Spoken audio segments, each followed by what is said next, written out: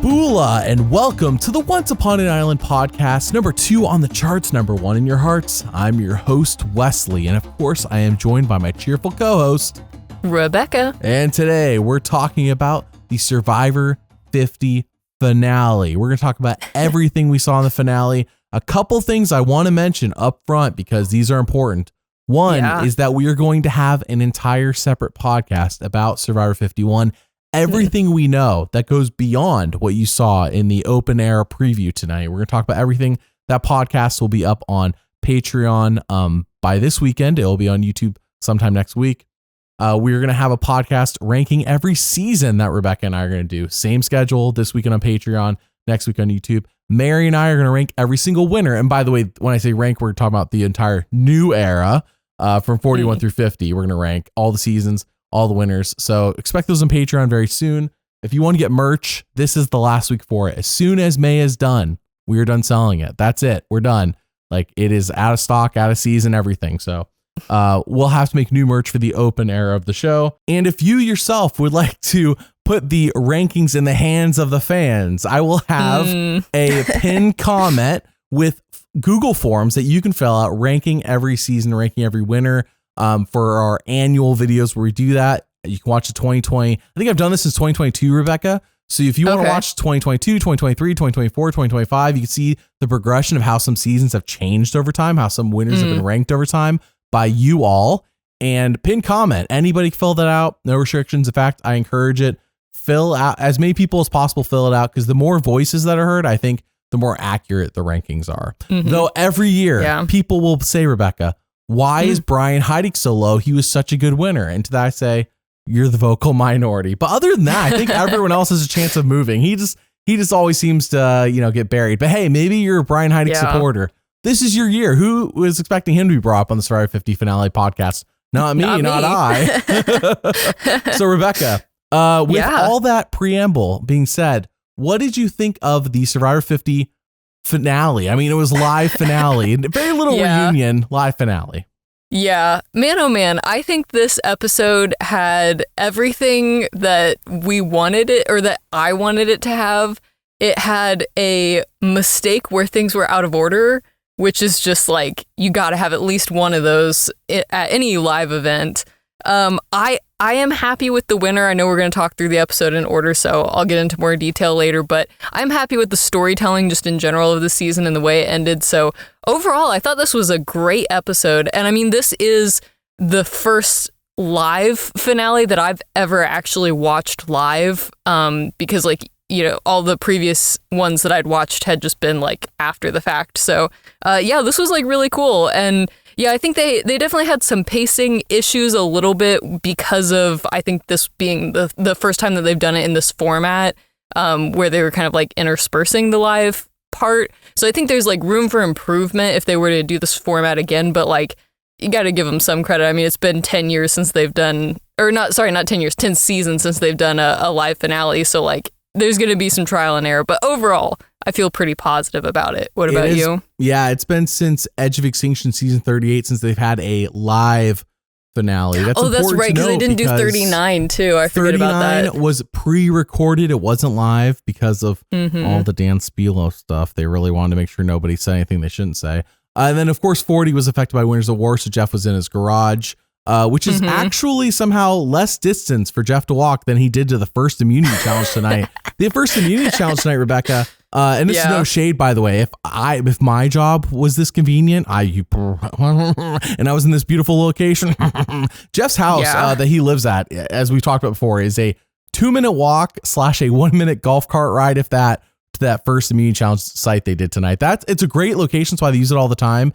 It has a road access. This is what everyone know. It has road access. It's right next to Jeff's house. It's perfect.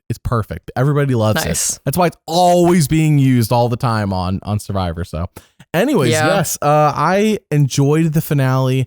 It did feel like a very obvious Aubrey win was incoming. We had seen it for the last few weeks. I had Riz got at 1, and then it just took time to like finally realize like this season seems like they're really pushing Aubrey as the narrative winner. It doesn't, like, honestly, it was almost narratively more important that Aubrey won than to evaluate game moves which I know we always talk about on the channel. You know, every season of Survivor is a story. They talked about it again tonight. Like, what's the story? That's really how it's always been, is what's the story leading us to believe? Because the story's leading me to believe somebody's going to be a winner. It doesn't really matter what gameplay I've seen so far, because the story already knows where we're headed. The story already knows what's going to be rewarded at the end of the game. And it doesn't always satisfy, you know, see some previous winners where they didn't really do them justice. But since 42, they haven't done that. Since 42, they've made sure the winner's always justified, which I have appreciated. I don't know why. I read that article, Rebecca, and I know I sent it to you as well, the Variety article, where the editors were like, oh yeah, we haven't changed anything about the way we edit winners. Like, come on now, there's no need to. There's no need. Like, if anything, be proud of the fact that you guys have improved, because I think they've improved on how they've portrayed winners by making them always feel like they're justified for the win. Whereas Jeff doubled down. He's like, we don't re-edit anything. If anything, I wish Zach Brown had more screen time. Like, that's what Jeff was saying. So I was like, all right, come on, Jeff. Yeah. But anyways.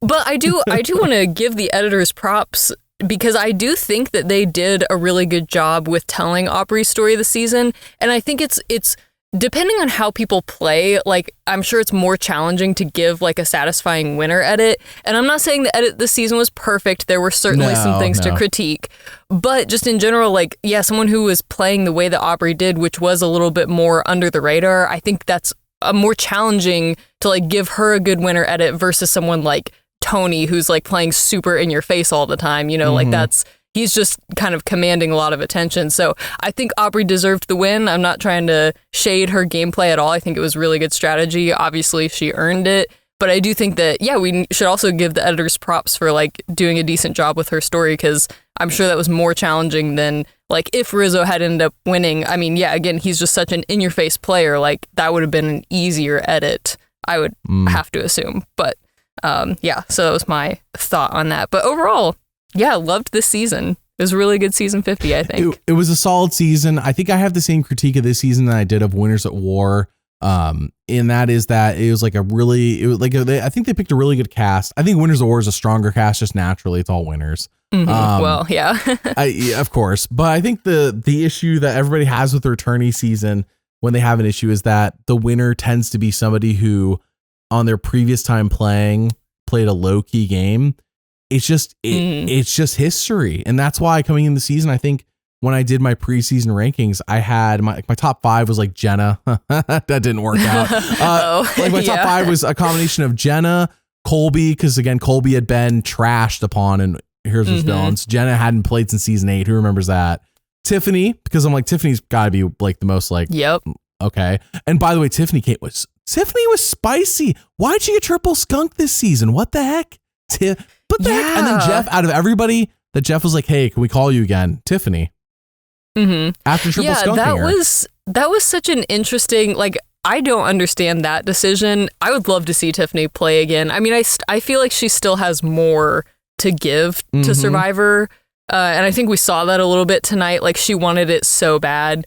And like, yeah, I don't know. I would love to see her play again. But yeah, that is one of the critiques that I would have for the edit this season, is just the amount of like under editing that they did for certain players. No one making the finale should be skunked. No one. Absolutely not. No one who made it deep in the game should be skunked at all. And just like, yeah, it just seemed that again, it seemed unnecessary. That was like one of my biggest critiques from the edit this season. The open era should for the editors, and I'm not ever gonna get on and be like, oh, they definitely listen to us. I don't think that's necessarily true. We're number 2 on the charts, number 1 in your hearts, but Survivor doesn't like to listen to criticism. Okay, like it's pretty clear based on everything I've ever read about the show. Whether they do listen to criticism or not, I think it's different though.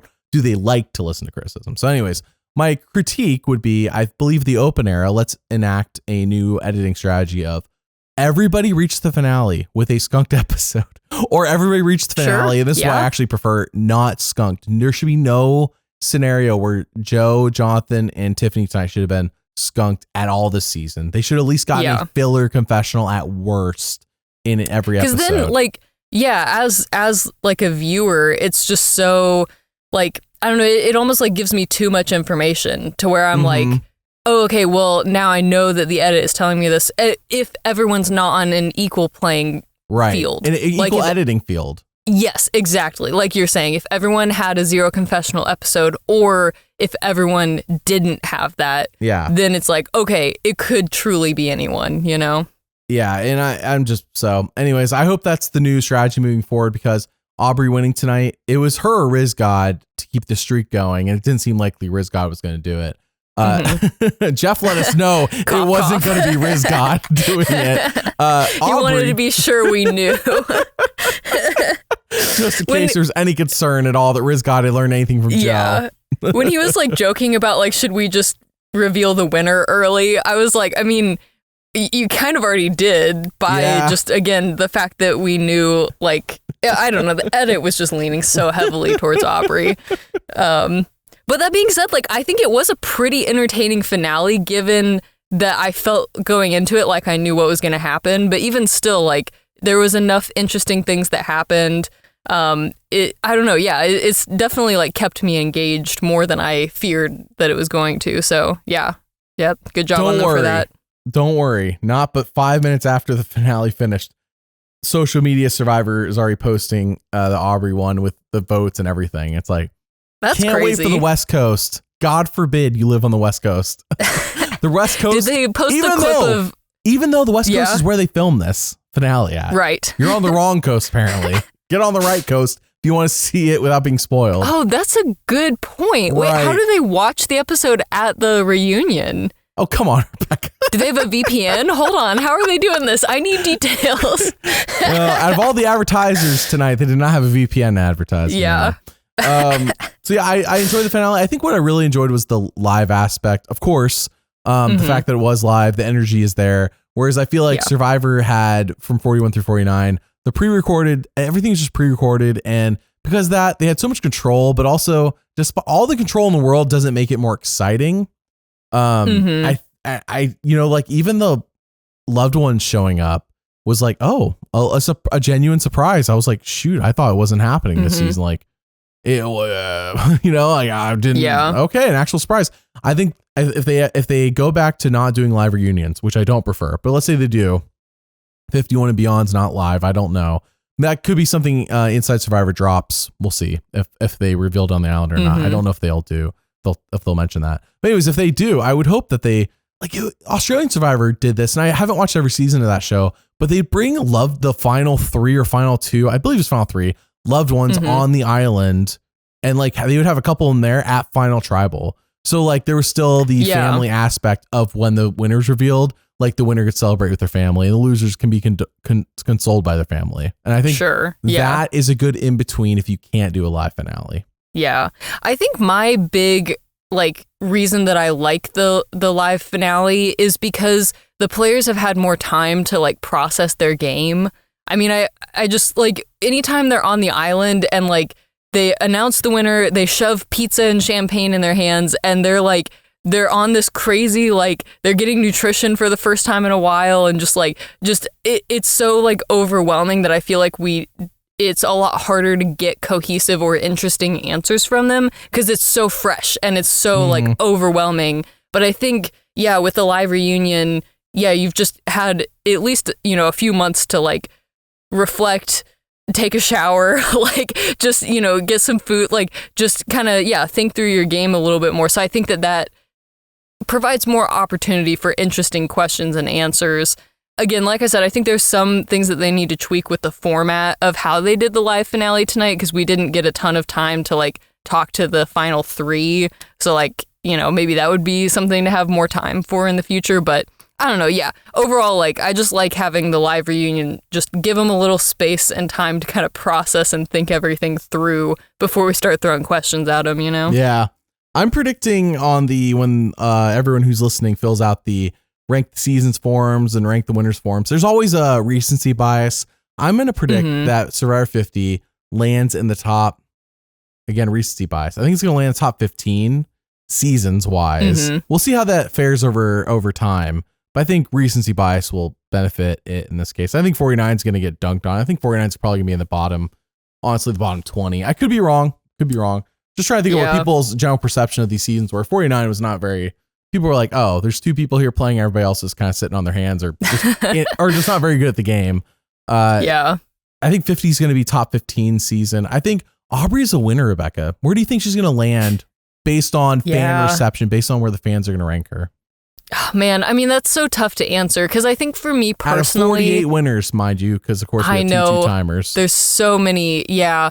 For me personally, I mean, Aubrey has always been like probably one of my top 10 favorite players. I don't know exactly where she's ranked, but like, yeah, somewhere around there.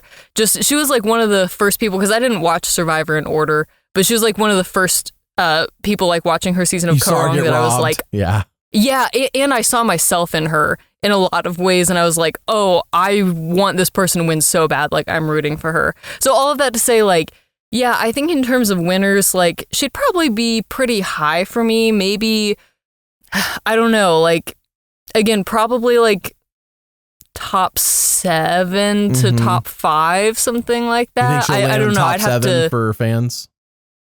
For fans in general, though, that's such a good question, because I think people are so divided on her because, you know, some people think she should have won. Some, like, I don't know. I think she'll be pretty high, though. I would say top 5 probably in general. Really? Wow.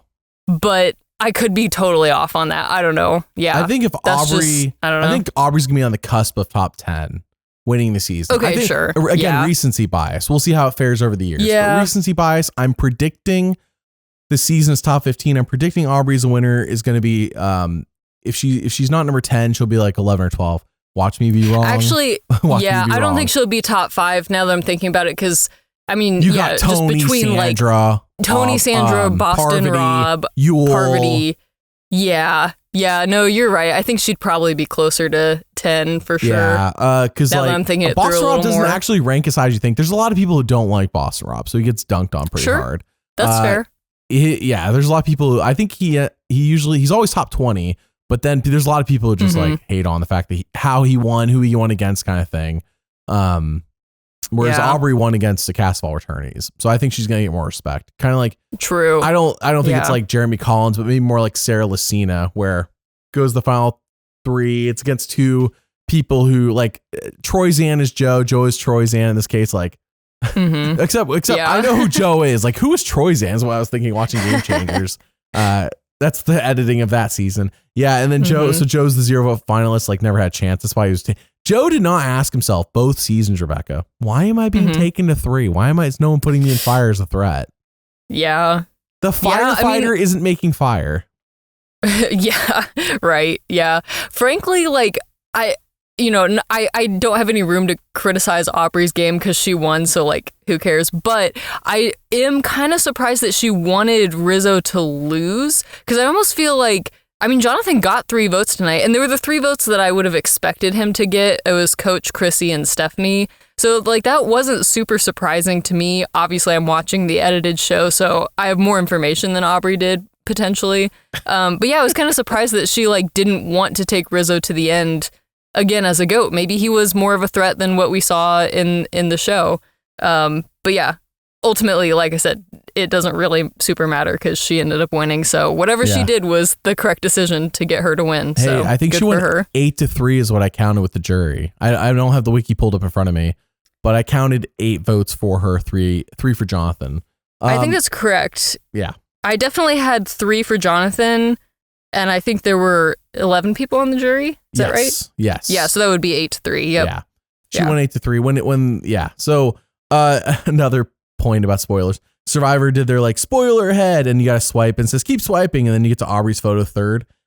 But their caption that you don't need to swipe for says all smiles from Aubrey Bracco. Like, bruh. They put her name. Oh, come on. With the tagging of her name and everything. Like, you don't need to swipe to see the caption spoil. So anyways, I feel bad for those who can't watch it live with the East Coast. I really do. That just sucks. Well, if you're on the East Coast, you should have just gone to the live reunion. I'm sure that was easy to get into, right? You're saying if you live on the West Coast, you should have just gone to the live reunion? Yes, exactly. Yeah. Anyways, so much to talk about. That's really our initial thoughts.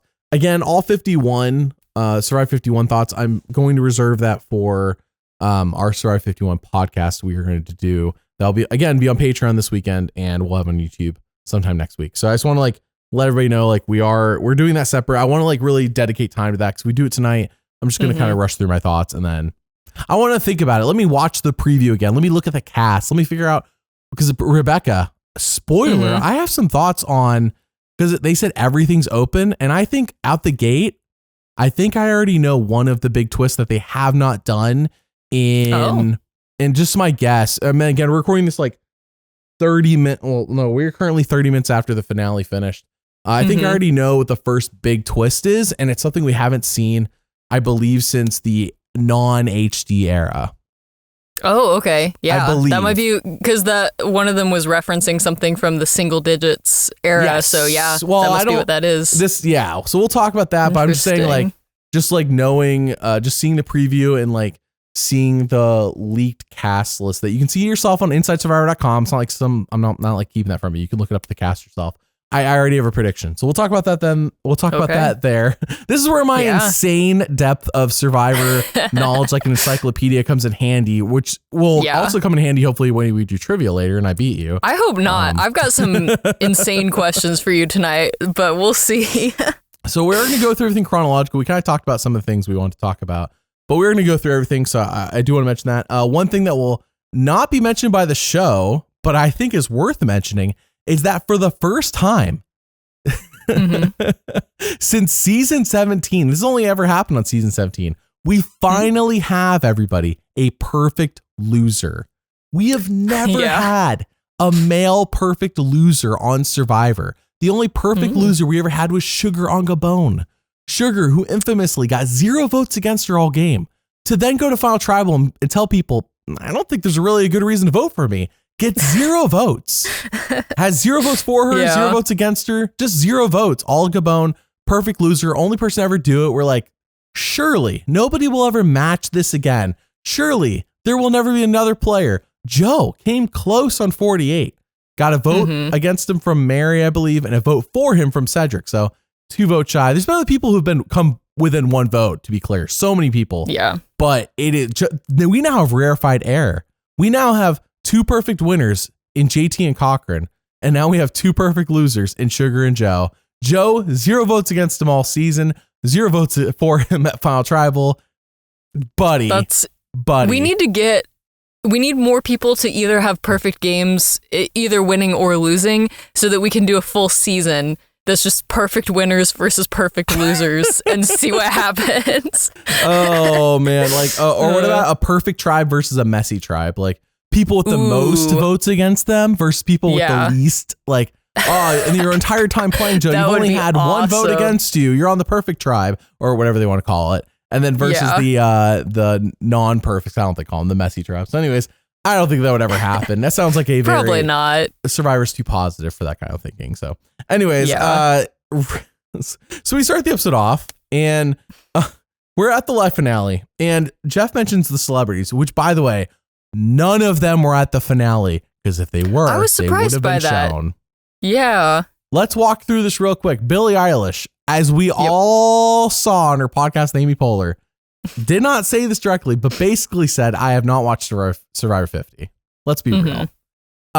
Zach Brown, probably smart to not go to the finale, considering everybody disliked his even though I don't think it's his fault. Everybody disliked his segment because it was too long to go, too much screen time. Again, Zach Brown did not edit Survivor 50. That's not his fault. All he did was do a reward. It was the show's choice and then for Jeff to double down on it in the Variety article and be like, no, I wish we had done more. Like, all right, that's not his fault, but he didn't show face. Mr. Beast, probably too busy making Mr. Beast content. Let's be real. He was the only one I was actually expecting to be there, but if he was, he would have been there when they handed the coin to Rick. I'm sure they asked him, and I'm sure he said no.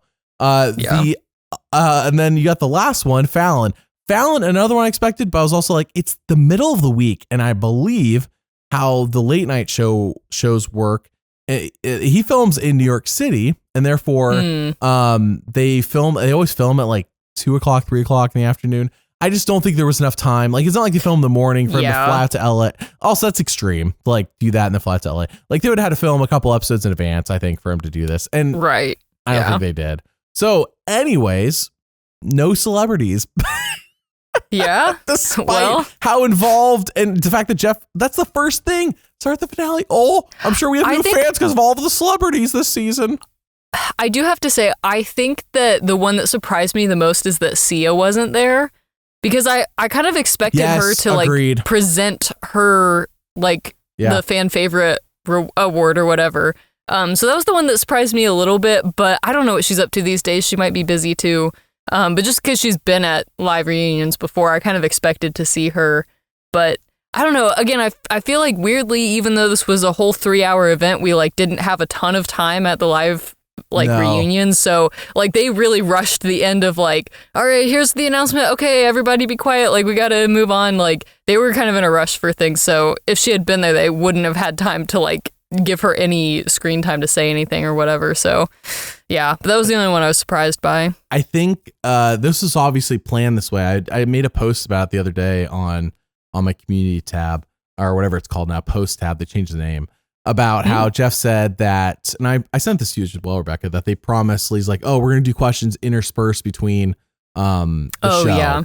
And I was like, okay. I was expecting is what they did tonight, to be fair, but I didn't want to judge ahead. I was like, okay, I'm open-minded. I'm open era minded. I'm like, maybe they'll have the entire jury and the final, like they can have everybody sitting there, but the final 5, by the way, they just be like, we just put them in alphabetical order. It's not a specific order. Yeah. You know, like sure. Not spoil placements, Jeff. Cough. You just put them in alphabetical order. Everybody's sitting there. He's never going to live this down. And so Jeff could be sitting at his little stump or whatever. And, you know, in between, they could all stand up and watch the show. I don't know how that works when you're there. But I'm saying when it's time to do a live segment, everybody's sitting on their stump and Jeff could ask questions so that you always see the entire jury.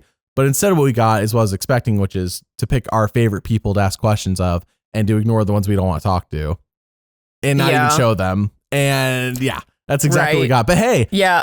Cough. Some people were like, I was surprised that they were kind of ignored, like cough, Genevieve. I can't believe that. I don't think they spoke to her once. She was on screen for like 2 seconds.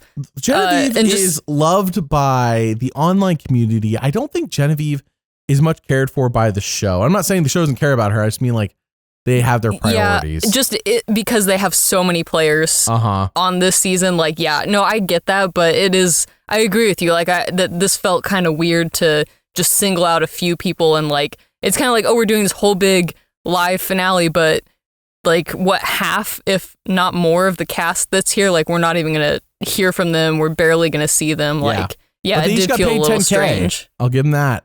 They got 10K for going to the reunion. Easiest 10K some of them just made, so good for them. I think the easiest 10K, Rebecca, is when they do the pre-recorded finale in Fiji because you don't have to do any. There's no extra travel, but I think it's more fun. You don't even need a different outfit or anything. Right. It's more fun to do this, of course. So, hey, Rebecca, we start the episode off. Oh, the celebrities brought in so many new fans. I would love to see the numbers on that. Maybe we could do a survey where the question's heavily slanted and we could figure out what did you watch Survivor for the celebrities who are absolutely awesome, amazing, and beloved by all, or did you not like the celebrities, which is a lame, boring, old era answer? That'd be the question. Are you old, or do you appreciate the celebrities that 8-year-olds appreciate? Is that the question? I cannot believe the 8-year-olds got mentioned tonight. All right, we'll talk about that. That was crazy. Yeah, I was like, that specific age. Yeah. Everyone who's wondering why, we'll talk about that. So Riz God starts the episode off. He's like, I out Cere's out. Tiffany's mad at Aubrey for lying to her, but Aubrey made a good point. Like, Tiffany voted for me too. So like, yeah. Like, I think it wasn't a one-way street. Yes. I think that this, in a sense, was like, I don't think Tiffany was necessarily justified in being that upset with Aubrey. However, I think that Tiffany, like, she clearly used that anger to like fuel her in the immunity challenge, which she did need to win to survive. So like, yeah, I think it was maybe a little unjustified. She did end up voting for Aubrey to win. So like, clearly, you know, not like too many hard feelings, I guess. But I think that what she was more doing was like, yeah, using that, how she was feeling in that moment to like fuel her for the immunity challenge, and still came up a little short. But I mean, the way that she was attacking that challenge, like you could tell she was mad, and like it was really close. So I mean, I think it was the right move for her, even though, like you said, it's not necessarily like a justified reaction. Yeah, it's Tiffany being salty and being spicy is what I was expecting from Tiffany anyways after 46. And Tiffany delivered tonight. I will say again, being on the jury, she reminds me a bit of my sister. You've seen my sister talk smack in our group chat, Rebecca. Tiffany and my sister probably go hand in hand on that because Tiffany just takes no crap at Final Tribal both seasons. Last time she's like, everyone has 30 seconds to answer this question. She's like, time. And then this time she's like just out here like, oh, are you even asking a question? I think it was her. Are you even asking a question right now? And Steffi's like, I'm getting to the question. Yeah, and then she didn't get to the question, and then Dee called her out. That was, we'll get to it. We'll get to it. Just saying that Tiffany delivered both times. It's unfortunate what they did during the pre-merge. Joe says, I was naive the first time I played, and he knows this time it's war. Does he, though? What does war mean to Joe? Yeah, I felt like, and I don't know how much of this was the edit versus just the way that Joe played this season, but so much of this episode felt like Joe starting to figure out Survivor way too late. Oh my gosh, yes. Like, he started figuring it out in this episode. And like when his wife showed up and was like, hey, don't worry about how people are going to perceive you, like just play the game. That seemed like he really took that to heart. But it's, you're already in the final three. Like there's not much that you can do at this point. So like, yeah, I mean, I'm not saying I would love to see Joe play again, but I do think if he did, hopefully he would like bring some of what he learned into the next time. But I don't know. I think we've seen enough of Joe for now.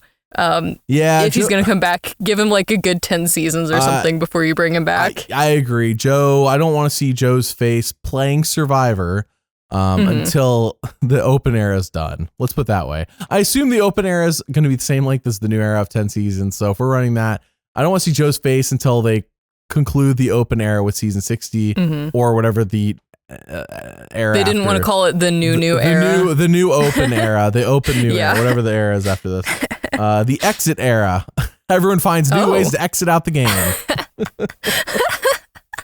Oh my goodness. I don't know. I mean, I was not expecting it to be called open era. So, all right. Yeah, it does seem like Joe, all those challenge compilations he watched didn't really prepare him for the game. And it's like, it literally, you're right. But like even tonight, I don't know if he really necessarily did anything different. It reminds me of Rupert playing All-Stars after Pearl Island to me, like new strategy for a new game. But Rupert plays exactly the same as he did on Pearl Islands. And I mean, does better. I mean, Joe didn't do any better. He did one vote worse. But Rupert does better, but like it's the same game, Rupert. You're just doing the same thing. So like maybe in your mind, you're thinking I'm playing a new game, but yeah. So anyways, Aubrey and Jonathan talk about making fire in their past seasons. And Aubrey's like, it took me 45 minutes to an hour to do. And let me tell you, everybody, I don't remember Ko Wrong portraying it that long. And I'm not saying, by the way, to be clear, I'm not saying Aubrey's lying. I'm saying that it's interesting. I would love to know what the real times were of every fire making challenge. Because the only one we ever got was when Gabler crushed it and they're like, new record. And then in 44, when Heidi crushed it and they're like, new record better than Gabler. It's the only times. And then before that, of course, Becky and Sundra on Cook Islands when it took an hour and a half. And he's like, we're going to matches. And then I think Sundra ran out of matches and everybody's like, that was so brutal. I remember that one. That was a tough watch. Maybe we got a time lapse when Rodney faced against Mama C on season 30 and Mama C broke the Flint and then had to get a new one. And then Rodney started with Flint 1, said, hey, Jeff, can I get Flint 2? And Jeff's like, yeah, of course. Gives him Flint 2. 5 minutes later, Rodney's like, actually, can I get Flint 1 back again? Jeff's like, of course. And so it's like, well, I wonder how long that took. You know what I mean? Like, I don't know if we got time lapse this season. Point is, I would love to know what the real time stats were for every fire making challenge, starting with season 10 when Stephanie faced off against Bobby John, because that would be very interesting to know.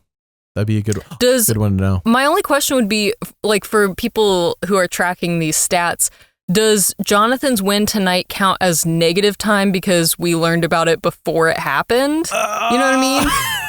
Like if most people are like 5 minutes to an hour, whatever, and Jonathan's like negative 10 minutes or however long it was. See, Jonathan's actual fire making took time, but our knowledge of him winning is That's negative. What I'm asking. Right. If we're going by when we knew the person won, usually we knew when they knew. Yeah. on the other seasons. But this time, Jeff's out here spoiling the season for us.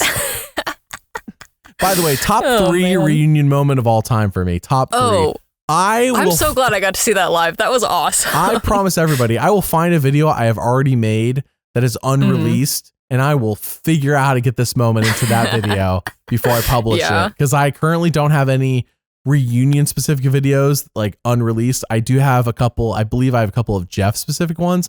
I'll fit this in. I'll fit this into one of them. That's a promise. I'll figure it out. Everyone's on Patreon. I'll let you know. You'll get an update. It won't be a secret.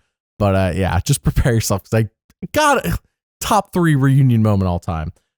Easily. Anyways, we talk about the fire in the past seasons. Jonathan, I don't know when he says this, but the fact that he said, I have been practicing all season. I'm like, oh, thank the Lord. That's what I want to see. If you failed at something in the past, I want to see that you've practiced. I understand Rizgod's probably not going to practice in the 8 days he had off in between 49 and 50, but he had time this season to practice on the island, not the last minute. Because we saw him on Exile with Ozzy, and he was just laying there, and Ozzy's out fishing. Rizgod had time, and Ozzy would not have judged Rizgod, by the way, for actually trying to make a fire. Oh, no. And in fact, I don't know if I shared this, but when I went to the Ron Clark event, it was during that episode, and so we got like inside information, like interviews during the commercial breaks and whatever.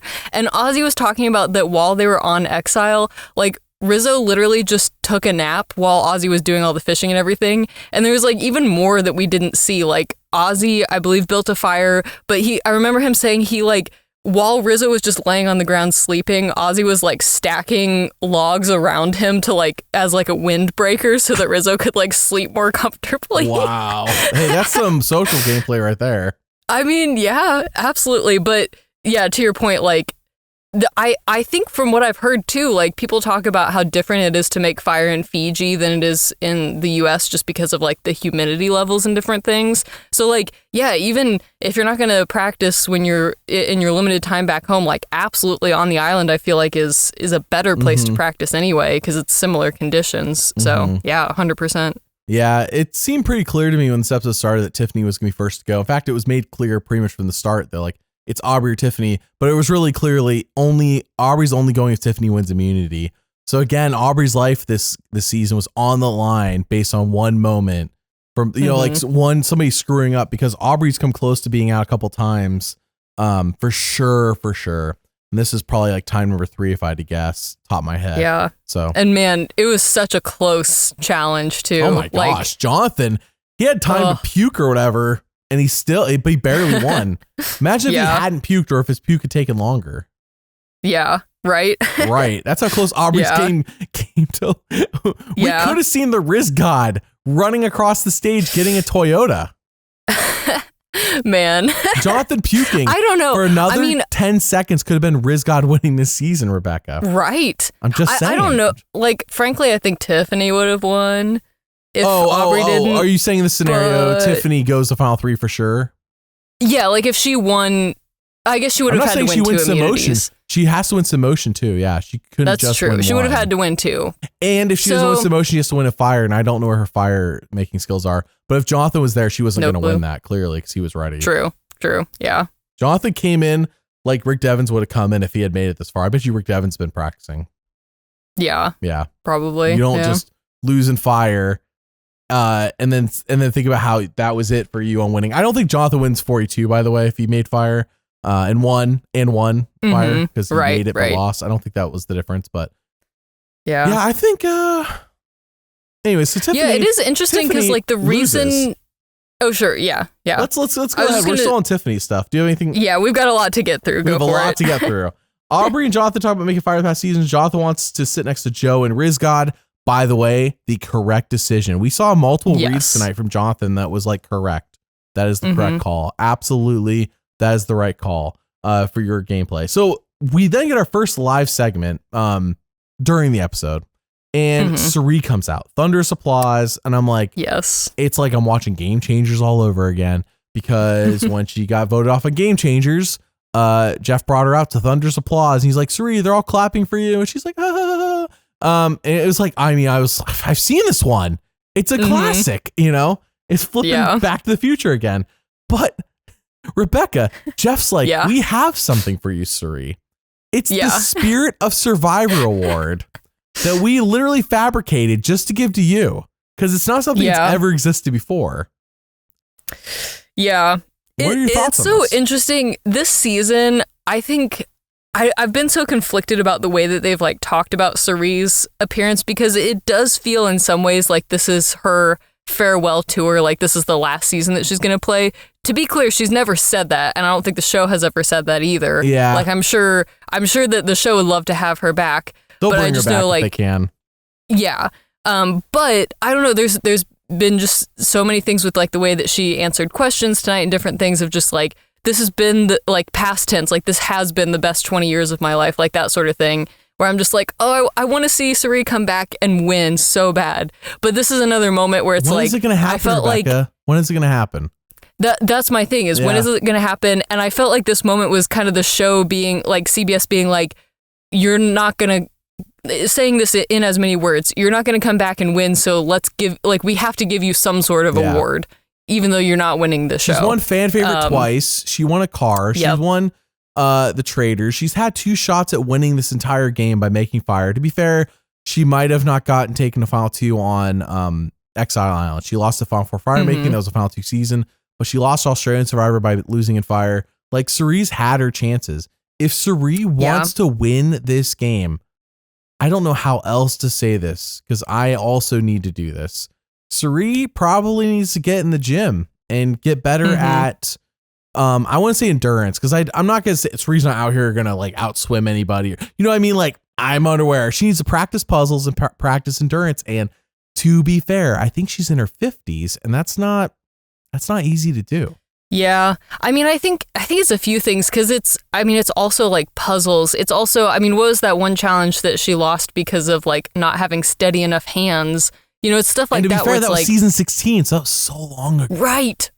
I don't think So I'm sure there anymore. are things that you can do to like train for that, but especially like puzzles and stuff. That's kind of one of those things that I'm sure there's things you can do to improve, but it is kind of like you can either do it or you can't. And I feel like challenges have always been Cirie's weakness, and it is unfortunate, but it's a huge part of the game. So like, I get it. I mean, as much of like, I'm Cirie's biggest fan, but also I don't know if she is capable of winning because we've seen her be so good at this game so many times, but just, I don't know. It's just that one thing that she doesn't seem to be able to like get over that hump. But man, I would love to see her play Rebecca, again. She has one more option that we haven't even considered. We're always harping on her challenge performance. Right? Find immunity idols? Yes, correct. Yeah. If she could just find an idol, which anyone can do, that doesn't require being good at challenges, because Cirie's social game's so good, she'll probably suss out when she needs to play the idol, right? She'll probably suss out who to tell and who not to tell. Cirie's really good about that. So if she could, like her extra vote, you saw she used it perfectly this season. The only advantage I think she's ever had in the game is the extra vote. She played it perfectly. If Cirie could find an idol, she could potentially make it to fire making and give herself another shot. Again, she'd have to practice fire making. Again, that's like on her. But like with an idol, you saw Riz got, I mean, he just walked his way to final 4 with it. Twice. Okay.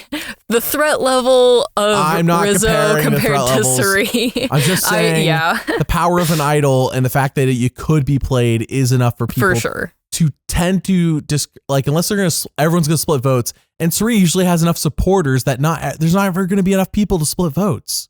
Cirie tends to have enough support where it's going to be a side versus side vote. It's not going to be like everyone against Cirie, all 9 of us against Cirie. Like it just ain't happening. It just doesn't seem like that's happening. But I mean, like the other thing is with this season in particular, like I also think she was, I don't know, like Ozzy not playing his idol kind of also ruined Cirie's game. Because like, I don't know, Rizzo probably would have turned on her at some point anyway. But like if Ozzy wasn't eliminated, I mean, he was such a like tight number for Cirie this season. And if he had played his idol and made it through, like I think the 3 of them would have gone obviously farther in the game. So it's like, I don't know, not to blame Ozzy for Cirie not winning this season because I don't think that's totally fair. But there's a lot of elements that go into it too. I mean, I think Aubrey said it tonight, like you have to earn the win and also have a bit of luck. So it's like there are some things that are just outside of your control. But man, I would love to see Cirie win. Ugh. Yeah. Yeah. Well, that's the area we live in. So sorry. The Spirit of Survivor Award happened before the Immunity Challenge. Then the Immunity Challenge happens. Jonathan wins. By the way, Joe not winning either tonight leaves him at 7 total wins. If Joe plays a third time, he needs 2 more wins to tie Boston Rob's total record. Seems doable for him. I wasn't rooting for Joe to win the season. I was rooting for him to tie the record tonight.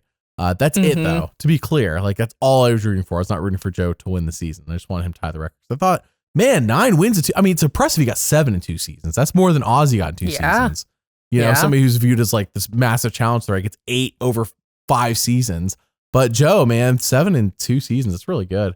Yeah. So Rick, so then we have the Jeff talking to his 2 favorite buddies, Christian. So he's talked to Suri, one of his favorite buddies. Now he's talking to Rick and Christian. And when he talks to Devin, he's like, "Here's the coin," which I thought was nice. Like, good. I'm glad he got that prop. Absolutely. Yeah. And that was basically that whole segment. Like, it's just to like show off his buddies. Basically, anybody Jeff really likes who Jeff talked to tonight in an individual segment, though not Coach. I was surprised. That was one person I was expecting to get their own individual segment, and they didn't. Like Coach didn't get one. I mean, he got a little bit at the end, but yeah, that was pretty much it. Yeah, I was a bit surprised by that one. So we go back to the edited show. Rizgat tells Tiffany he can't take her to final 3, and Tiffany is ticked off about this. By the way, she tells Joe that Aubrey will win. Correct. But I also get the perspective of Jonathan and Joe where they're, and Rizgat, of course, where they're like, well, Tiffany, you're going to win if we, and you're a bigger challenge threat than Aubrey. And I'm like, fair. Like she is a bigger challenge threat than Aubrey. Yeah. Yeah. But little did they know. Aubrey'd been practicing. But Aubrey's been on Etsy. Yeah. The Etsy shout out tonight, Rebecca. What do you think about this play, though? Like, what else are they supposed to do with Tiffany? Lie to her? Yeah, I mean, I think from like Jonathan and Joe's and Rizzo's perspective, like, I think this made sense. Yeah, I think that Tiffany had... This is like where I would maybe critique her game a little bit, because I think, like I was saying earlier, the anger that she was feeling, I think she allowed it to like propel her through the challenge. But I think this is a moment where she needed to like back off of that, like not be in her feelings so much, which is super easy for me to say sitting on the couch at home, not being in that situation. But I think like if she would have genuinely like sat down and talked to everyone, I think her biggest like talking point would have been like, hey, there's 3 of us or 4 of us new school people. Aubrey is old school. She's going to get votes just for that. Like, I mean, that's a huge talking point. Like, I think she had some things she might have been able to convince Joe and Jonathan. Now, I don't know. They were definitely pretty set in their ways. I think they were obviously correct that both Aubrey and Tiffany were big threats to win. So it was, I can see how it would be sort of a coin flip in their mind. But I don't know. Yeah, I think there were some things that Tiffany could have tried to maneuver here. And maybe she did and we just didn't see it. But yeah, I don't know. I think it made sense. Again, just from what we've seen in the edit, this is kind of how I expected this to go down. So yeah, it made sense. I forgot to mention this earlier. I forgot what it was connected to, but I wanted to mention, I think everyone's max potential on our podcast between myself, you, Mary, and Madison. Max potential, Rebecca. Are you ready? For if you played on Survivor proper. Not that I think they're casting me ever. The rest of you have a chance if you applied. I don't think I've applied. I don't think they're going to cast me. Not unless the who's in charge changes, is my opinion. Just my opinion. Sure. Could be wrong. Yeah. So if I get cast, final 3 goat. I'm rubbing people the wrong way. Let's get real. Like, there's no way 26 days unfiltered that I am getting final 3 and winning. If I am, it's because I'm sitting next to 2 other people who people are like, well, Wesley annoyed me the least. I'm like, all right, I'll take it. I think I'm final 3 goat. I think Mary final 3 goat, but it's not because she annoyed people. I think Mary would be final 3 goat because Mary would play kind of a passive game where everybody really likes her, but they're like, Mary, what'd you do? What's your move? Madison, I'm a bit split on Rebecca. I think Madison is potentially second place out of a final 3. I think Madison did some things. I don't know if Madison will do enough. Madison could win if she sits next to, again, anybody can. If she sits next to 2 people who's really unlikable. But I think in a typical scenario, Madison's, I think, peak is second place. You, Rebecca, you're the only one of us I think could win. I think you have the right mixture of social gameplay, and I think you would be willing to make moves at the right time to win the game. And to that I say, are Rebecca, you just saying this because of how our Survivor game went down? No, I thought this before. I'm pretty sure I said this on the podcast before we ever played the Survivor card game. All together. It's so interesting because I think I've always thought that the best I would do is like, I see myself as being a very Genevieve type player where I'm like, could win. She could, but like she made a move, too big of a move too early and had a big target because she had to. But I fear that would be my story. But I don't know. Like again, there's an element of luck to Survivor. So like if I was able to play, like a more in between game, kind of like Aubrey did this season, like I don't know. I'm just saying, everybody get in the comments, encourage Rebecca to apply. She's the only one, I think. If Madison and Mary want to apply, go for it. I've talked to Mary. Mary's like, I'm not interested in applying. So I have applied. I don't think it's ever going to happen because I know people imagine if they cast me and Madison on the same season, then we'd have to duke it out, awesome. I guess. Dude, that'd be awesome. Yeah, we'd have to see what happened. I don't, so everyone should encourage Rebecca. Rebecca honestly is our best hope on this podcast. And I also think Rebecca. Oh no, I have to represent the podcast. It's too much pressure now. No, I think you're the best hope of everybody who's on the podcast of playing. So I think people will generally agree who listens to the podcast that you have the best chance. And of course, if you get cast, you know that I'll be in your ear with every strategy I've ever thought of, Rebecca. And I'll be like, you don't have to do any of these strategies. Just keep them in mind. Because you might be on season and be like, oh my gosh, this is a scenario Wesley told me about. I'm looking for an idol. I'm on the path. Am I looking at waist height? Have I thought about looking at waist height? Why am I in this tree? It's not going to be in this tree. Wesley's told me the idol is on the walking path at waist height. At worst, eye height. That's so funny. At worst, eye height. But remember, they have to account for short people, Rebecca. So probably waist height. Yeah. Well, and I'm pretty tall, so it would probably be waist height. You're right. It would. Yeah. You're not short, so. Exactly. So you got to account for the short people. Therefore, they're never going to put eye height. It's always going to get waist height or lower. Anyways, oh my goodness. Just throwing that out there. Let's move on. For everybody loves when I rabbit trail about things. Tiffany tries. Okay, blah blah blah. Tiffany got voted off. Jonathan recalls losing to Mike and Fire. Mike meaning Mike from season 42. I say that because my next note is Mike White is on Zoom, and he's filming White Lotus 4, and Jeff's like, Mike, do you want to reveal who's going to be on White Lotus 4 as a cameo? And I was half expecting Mike to say Jeff. Oh, yeah. Yeah. That is, I don't know if it's just because their filming schedules, like, I don't know if that would work out because Jeff said that Mike had to change the filming schedule so that he could even be on 50. Yeah. So, I wonder if that's a conflict. I have no idea what their filming schedule is for White Lotus, but maybe that's the issue. He said they're filming season 4 right now. And as we all know, Jeff, is on the live finale, but this is in between 51 and 52. They're filming 52, I believe, in the next week. Like, I think in the next 7 days, 8 days, they're starting filming 52. They just finished 51 last week. They're in their in-between phase, but they're getting everything prepped for 52. And I'm assuming they're filming 52 next 7 to 8 days. I remember when they finished 48, doing the finale 48, they announced the cast of 50 less than a week, or maybe it was less than a week later, once they were on the plane to Fiji or something like that. So, I'm just going by that schedule. I'm assuming it's about the same. So I have to say also, while we're talking about this White Lotus cameo, I was a little surprised that it was Charlie and Camilla and not Kyle and Camilla. But like, why not Kyle and Camilla? You know what I mean? Like, they're kind of the iconic duo. No shade against Charlie. Love Charlie. But like, Kyle and Camilla, it's like the iconic duo. I don't know. Was Mike on? Was the original tribe with Mike? Was Charlie and Camilla on that tribe with him? I'm gonna guess so. Top of my head, I don't remember. Check the wiki on this one, because I bet you just picked people who are on his original tribe. You're right. Yep, they were all on the Teal tribe. There you go. Yeah. People are like, is Christian gonna be on? I don't think so. I don't think that went very well. It sounded like Christian and him haven't talked since the season finished.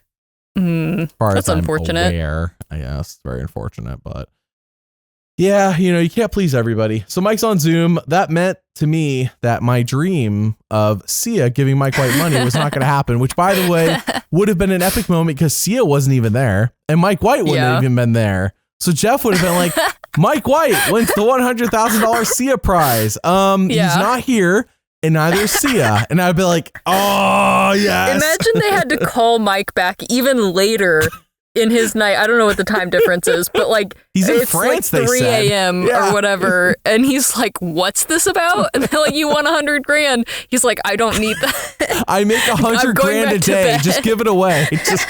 Yeah. Give it to charity or something. Who was the second place? Give it to them. Give it to Charlie and Camilla. It's Jonathan. Oh, no. Give it to Charlie and Camilla. No, who was second place on the fan vote? Not on the. I see. Yeah, I see. I got Give it to Genevieve. I'm sure she was second. Yeah, I knew Mike White probably was last place in the vote. I just thought it would be funny. I voted with my heart in this case. I didn't vote with my brain. Did you actually vote for him? Yes. Yeah. That's awesome. I'm a man of my word. I said I was voting for Mike White. I was voting for Mike White. I already knew Suri was winning. Yeah. You know what I mean? Same. So I'd rather vote for who I voted for really Genevieve because I also knew. Yeah. I voted for Genevieve because I knew Suri was winning, so. Everyone, in every vote you ever do in your entire life, vote for what you actually want. And what I actually wanted was chaos, so I voted for Mike White. Yeah. I don't think he deserved the $100K, to be clear. I just thought it would be funny. Yes. Yeah, it's like funny in theory. Right. Like, it wouldn't, I don't think it would happen. actually be funny if it really happened, but yeah. I think it would have been. The shock, the fact that he would not have been on Zoom. He they wouldn't have got him back on the phone. Or they wouldn't have done the earlier segment like, hey, Mike, we have one segment for you. It's going to be around this time. Like, they would not have been on this earlier segment. It would have been at the very end. See, I gave you $100K. And Mike would be like, oh, thank you. Like, he'd have done his, like, best, like, to be nice about it. He'd be like, what the heck? Why don't Anyways. All right, we talked about that enough. All right, so Tiffany's voted off. Jeff asked Tiffany if he can call her back, the only person this season. I know I mentioned that earlier, which tells me that, not that that means necessarily a lot, because I believe in the past he's done this. Like, I think he asked Sydney at the end of Co Wrong about bringing her back, and then they never brought her back. And I don't know if that's because she said no or because they just never called her. I don't know what happened there. Because Sydney I liked her in Co Wrong. I was kind of hoping she would be brought back. But Tiffany gets asked. Yeah. Maybe Tiffany gets brought back during the open era. Maybe we'll actually get a proper mid-era returnee season instead of waiting till the end of an entire era. I would love that. That's the dream. Yeah. That would be awesome. Real hopeful prediction is different than realistic. I think realistic, Rebecca, we get either a half returnee or all returnee season. I'm going to guess half returnee. I think they're going to save all returnee for the end of the eras. It seems like that's where we're at. I'm okay with that. I think it's what they're doing. I think it's what they're doing now. The all returnee season will probably be 60. So the next returnee season could be like a half where it's like fans versus favorites or something akin to that. Blood versus water hopefully would be awesome, obviously. Something akin to like a half and half and if they do that, I think that'll be earliest 54, most likely 56. I know Jeff's like, oh, they'll definitely have it. But like Jeff didn't give you a timeline, everybody. It's not 52. If it was, you would already have heard rumors about who's on 52 because it's flipping happening in a week. And we couldn't go. We were hearing months in advance about the 50 cast. Months. Oh, yeah. Months. Absolutely. Yeah. I think we started 48 already hearing people being cast for 50. Yeah. Yeah. I'm honestly so okay with doing just a half returnee season because I think that if I could have a criticism for this season, one issue is just that there were so many people returning and they all had like backstories that influenced the way that they played this game. And I loved the ones that we got to hear, got to revisit. Obviously, that was a huge part of Aubrey's story, but it almost felt like we didn't have enough time to like show that for everyone. So like if we were to do another season of returnees, I'm totally fine with like half the people being new players that we need to get to know, but they don't have a history on Survivor. So we don't need to see all these flashbacks of like things that happened to them in the past and why they're playing the way they're playing. And then that just gives more time to show history for the returnees. So I'm totally fine with that. I just want to shake it up a little bit because what was it? 9 straight seasons of without a theme, 100% without a new people. Well, Bruce came back. Well, except for Bruce. But that doesn't really count. I mean, I will say I'm glad Bruce is on 45 instead of 44 only because Katurah hates Bruce. Oh, If he had been on 44, instead there would have been no Katurah hating Bruce. But because he came back for 45, and he's like, oh, I know Kane from 44. And she's like, oh, he's always talking about these people he knows. Flippin' hate this guy. Oh my goodness. Him being your attorney is part of what made that so hilarious. So, yeah. Absolutely. Somebody commented on the picture of Colby and Tina. By the way, my favorite photo of the entire finale is seeing Colby and Tina back together. So he said, yes. You ready for this? Ready? Colby's plugs are the real winner of the season. A true inspiration. Oh I didn't even know Colby had plugs, or if that's true, but I just thought it was a funny comment when I read it. So, true or not, I thought it was funny. That's wild. So, before the next immunity challenge, Jonathan's like, we really need to get out Aubrey. Again, Jonathan with the correct read. You know, you got to deal with what you got to deal with. It was also correct to get out Cirie and Devins. It wasn't like Aubrey was the leading contender to get out forever. It was like, all right, we got Devins and Cirie, real contenders to win as well. We get out Tiffany, apparently a contender. The edit didn't convince me of this until the very end. And then Aubrey is a contender, like, which we already thought. So Jonathan with the correct reads is just did not execute. So we go to the last immunity challenge. It's in motion. Nobody was shocked. I don't think anybody was shocked by this. Like I remember the vote. The vote was some massive challenge, which I don't have the picture of it in front of me, Rebecca. I think the final 5 immunity was just the final 4 immunity massive obstacle course that they proposed. In fact, I think it was the same location, everything in the picture. Could be wrong. Could totally be wrong. I think it was basically what they were going to do anyways. And then the real choice came down to, do you want to do the one where you drop the ball and make a puzzle while the ball's dropping behind you on that like pyramid looking thing, or sim motion? And I'm like, well, sim motion's going to win. And sure enough, it did. Yeah. So, yeah. It's just, I wish we had, that was another one where like, I wish we had more options. It wasn't, I'll be fair. I'll give them this. If it wasn't game related, it was a fair question. It was like, which one do you want? It wasn't like, pretty neutral. Oh, sim motion has historic implications attached to it. It's the best one. The other two, those you are can for buy it old on farts. Etsy. Yeah, you can buy it on Etsy. You dummy. Yeah, whereas like That's the so fire funny. making question, I knew it was going to happen because it was like some of the greatest moments in the new era of all time of Survivor have been from fire making. But some people don't like it. Which one do you want? And it was like, okay. Which like, I have to say, I know that we'll get to it, but he said 60% of fans voted for fire making. That's actually closer than I expected it to be. Considering I how expected it slanted to be the more question like, was, right? Yeah, I expected it to be more like 85% of people voted for it, but yeah, apparently it was only 60, so it was relatively close. And Matt, if the question had been worded completely neutral, I wonder what the result would have been. Would it have been like 51-49, like that close of a vote? You know, I wonder if it would have been closer. I'm not saying that fire making loses, but I'm saying it probably is closer because the question was so slanted. That was probably one of the most slanted questions was fire making has created some of the most dramatic, greatest moments in Survivor history, but some people don't like it. Which one do you want? And it's like, okay, what do you want me to pick Survivor? Just tell me and I'll click that for you. All right. We didn't know there was a secret third option, which was reveal the winner of the fire making challenge. Sorry, I'm not going to let this rest. Hey, I will say that's the one positive to come. I mean, don't get me wrong. I'm okay with fire making. I'm anti the bias slanted question. I'm totally okay with fire making happening. Like it's so long. I think the only season it was like you blindsided everybody, including the audience of 35. And I think that's what people were salty about. But I'm okay with it existing. Like, it's fine. It does change the game, and I don't think in a great way because it does encourage, I'm safe as long as it's a 4, which encourages bigger alliances. But that's neither here nor there. It's okay. Like, and the question was okay. I just wish it hadn't been slanted. So anyways, they have fire making. Yes, the greatest thing come out of the fire making is the fact that Jeff spoiled. So Aubrey Hay wins sim motion with 5 balls because she practiced on Etsy. It made me wonder, how many balls could Aubrey have done this challenge? I don't know what the limit is. I think it's 8 balls. I forgot how many balls they give them to go up to. Those like cue balls. Like that's what I think I'm pretty sure it's what those are. They look like they're straight out of a pool table.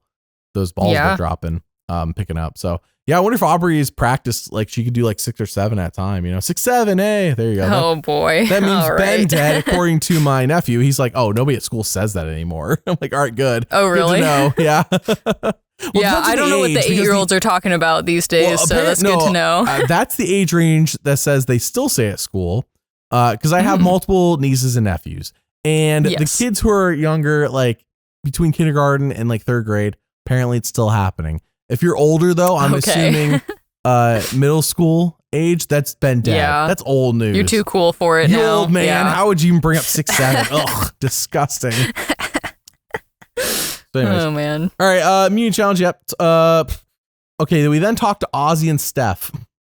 Jeff asks Ozzy about the idol, and he says, Oscar's like, I thought about it for every moment of every day since it happened. And I'm like, that's okay, that's a little debatable. But every day, sure, but like every moment of every day, like that sounds like you need to get some therapy if that's true. But then Jeff's like, I have something for you. And I'm like, oh, it's another Spirit of Survivor award or another award like that with a different name. No, it's a t-shirt. And Ozzy says, and I quote, oh, I get my own shirt. Nice. With almost no emotion behind that. Yeah, he seemed a little upset, which is fair because they did just make a big deal out of presenting this trophy to Cirie. That the art department created, which looked cool. Right. And then, like, obviously there was a little design that went into this shirt, but it was basically just, like, text over a picture of Ozzy. Yeah. And the shirt looked like they just printed it that day. Fun of him. Yeah, it looked like it was just thrown together. It didn't look like a high premium shirt. Like the merch you can currently buy from us. Link in the description that we're going to stop selling at the end of the month. Hey, I've been wearing my shirt all day. I mean, I wore it a little bit yesterday, and then I wore mine all day too because today's the last day I can ever wear it because it's a season 50. Well, our shirt didn't say season 50 on, to be clear. No, it doesn't. But you are wearing a hoodie in May. Also, well, yeah. Also, I still wear like the Survivor buffs from like previous seasons and stuff, but I just, I'm glad you did. I was just wearing it today. I was like, oh, yeah, it's a really nice hoodie. Like, it's genuinely really comfortable. I'll even wear it when it's like a little too warm to be wearing it just because I'm like, I like this hoodie, you know? Well, Rebecca. Aubrey wins. She's like, I bought this off of Etsy. Probably, I know there was like actual advertisers. We got like 5 Elf commercials with Tiffany in them. By the way, I don't know who the other lady is. I don't know if she's from Australian Survivor or if she's an actress. Like, to be fair, watch somebody destroy me and be like, she's from South African Survivor. Sorry, I didn't know that. I had no idea who the other lady was, but I saw Tiffany in every ad. Yeah, I recognized the other actress who was like a lead, and there was another guy who had like some bit parts. I think they're both maybe actors on other CBS shows. I'm sorry, I don't watch enough CBS shows to like know their names. What, but you're not going to be watching the Paramount Plus original show, Dutton Ranch? That was promoted tonight as well. I mean, yeah, I think I'm going to be too busy watching Gilmore Girls to be honest. Or the new series, NCIS New York. There's so many seasons of NCIS. So many versions have some of homework to do. There's NCIS, there's CSI, there's FBI. What other organizations with just acronyms do they have shows for? And I don't mean CBS. I just mean on television. Oh, on television, so many. There's so many. Yeah. If you're a government organization, you're in line to have a TV show fictionalized about you. Yeah. Unless you're ICE. I think it's the only one that's probably off limits. DMV had its own show? Correct. I think I got canceled. It didn't look funny, to be fair. It didn't look funny. DMV got canceled. But hey, you're right. If you're not, basically, I think ICE is the only one they're not going to make a show about. Unless it's like, it would be on HBO and it'd be like a critical like drama. It would be like, you know what I mean? Like, it would not be like a procedural. I kind of think like the rest now's of these are maybe not the time for that. Maybe like 50 years in the future. Netflix will make a documentary about it, but it's not going to be a procedural show about the organization. That's the only one. I'm like, everything else I think is fair game, Rebecca. Everything else is fair game. About to have a procedural made out of it. So I mean, Space Force had a show. I know that's not the same because it was supposed to be a comedy that I heard wasn't very funny. Didn't watch that one. Was it funny? I'll be honest, I don't know if I saw the whole thing, but I definitely saw a few episodes and I do remember thinking it was very well made. It's a very dry comedy. So it might not be everyone's cup of tea. Like it's been forever since I've seen this, so I don't remember details. But like I remember thinking it was really funny, but it did like take a second to kind of get the humor of each scene because it was so like just, I don't know, awkward and like dry humor, if that makes sense. But yeah, I don't know if I watched the whole thing. I think I just saw a couple episodes, but I think it was good. Yeah, I got canceled after 2 seasons, so I just assumed it was Wasn't very good. Hey, but then again, Firefly was an amazing show. Got canceled after one, so I guess that's not the end all be all. True. All right, so Aubrey wins Final Four immunity. Practice emotion. Joe talks about how he did it for his sister, and he got embarrassed. What am I talking? What does that note mean? Oh, that he like played his previous season for his sister. That's right. And he got embarrassed in the final three because remember at the beginning of the season, he's like, can't believe Colin Camilla has a secret alliance. Yes. Yeah. And how he thought he would never play again because of that. And then like a week later, he's on a plane to Fiji again. I don't know the exact timeline. He did not have enough time to process that Colin Camilla had a secret alliance. That's what I know. Yeah. Oh, man. So, yes, everybody. Okay, so we got back to the live show. And I am a sucker for just forced ads. The Dutton Ranch one, I know that nobody else probably cared about that one. The fact that it was like so forced, like, time for the CB or the Paramount Plus original, but like this one was even better. The entire jury is forced to come out on the stage, and Jeff's like, everybody, grab your Corona beer. Yeah. Oh, this wasn't even the jury. This was the non-jury members. Is that what that was? Yeah, because it was Colby was like handing out beers to everybody. Yeah, Colby was on top of this. Okay. Colby was on top of this. Yeah. Everybody grabs their Corona beer. Nice. Okay, we then go back to camp. Aubrey's like, Joe, I'm taking you to the end. And Joe's like, oh, thank goodness. And Joe doesn't click that the reason he's being taken is because he's a goat. Mm-hmm. I don't know if I don't think anyone's communicated this with Joe after 50. Like, hey, Joe, both times you were taking the end because you were viewed as a GOAT. And I think it was proven when you got third place both times. Yeah. I want to point out that who else has gone back-to-back Final Threes and gotten third place? Because Amanda Kimmel got third place her first time. I know she got second on a technicality in Micronesia because there was no third person. But I think but she lost a part. It was like a 5-3 vote. It wasn't like a skunk. It wasn't like, 8-0 on Micronesia. Russell Hantz got second place his first time and then got third. I don't think anybody's ever gotten back-to-back Final Threes and then gotten third place both times. I think this is new. Yeah, I think so. I mean, like I said earlier, I think that Joe is starting to learn more about like where maybe he went wrong in these seasons. And hopefully, even since the show's been airing, like he's gotten more feedback from people. And so if he were to ever play again, I would hope that he would approach it a little differently. And who knows? Like, we could definitely see a different Joe if he were to play again. But I don't know, this season, it definitely seemed like he was kind of figuring that out way too late into the season. Yeah, well, we then get an amazing segment. Jeff brings Rizgod out to talk before fire making.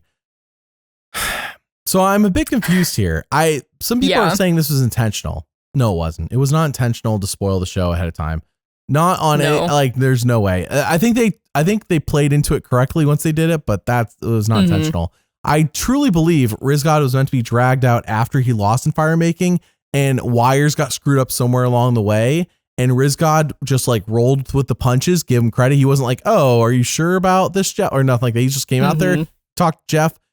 I think the way that this should have been planned out, maybe if they ever do a live finale again, if they plan on doing this again, but not incorrectly, you bring out Rizgod and Jonathan because we already know they're going to fire. Yes. You bring 100%. Them both out, and that leaves us with I wonder who's going to lose. Because the moment Rizgod by himself came out, I'm like, oh, Rizgod loses. Oh, right. Right. And like, because they've got the jury members sitting down with one empty stool, and here comes Rizgod. It's like, himself. Okay, from context clues, we can kind of figure this out. I bet that what was supposed to happen is what you're saying, that Rizzo and Jonathan were supposed to come out at the same time. No, I think Rizgod was supposed to come out after the fire making. I think this happened a segment too soon. Then I think that was supposed to happen too.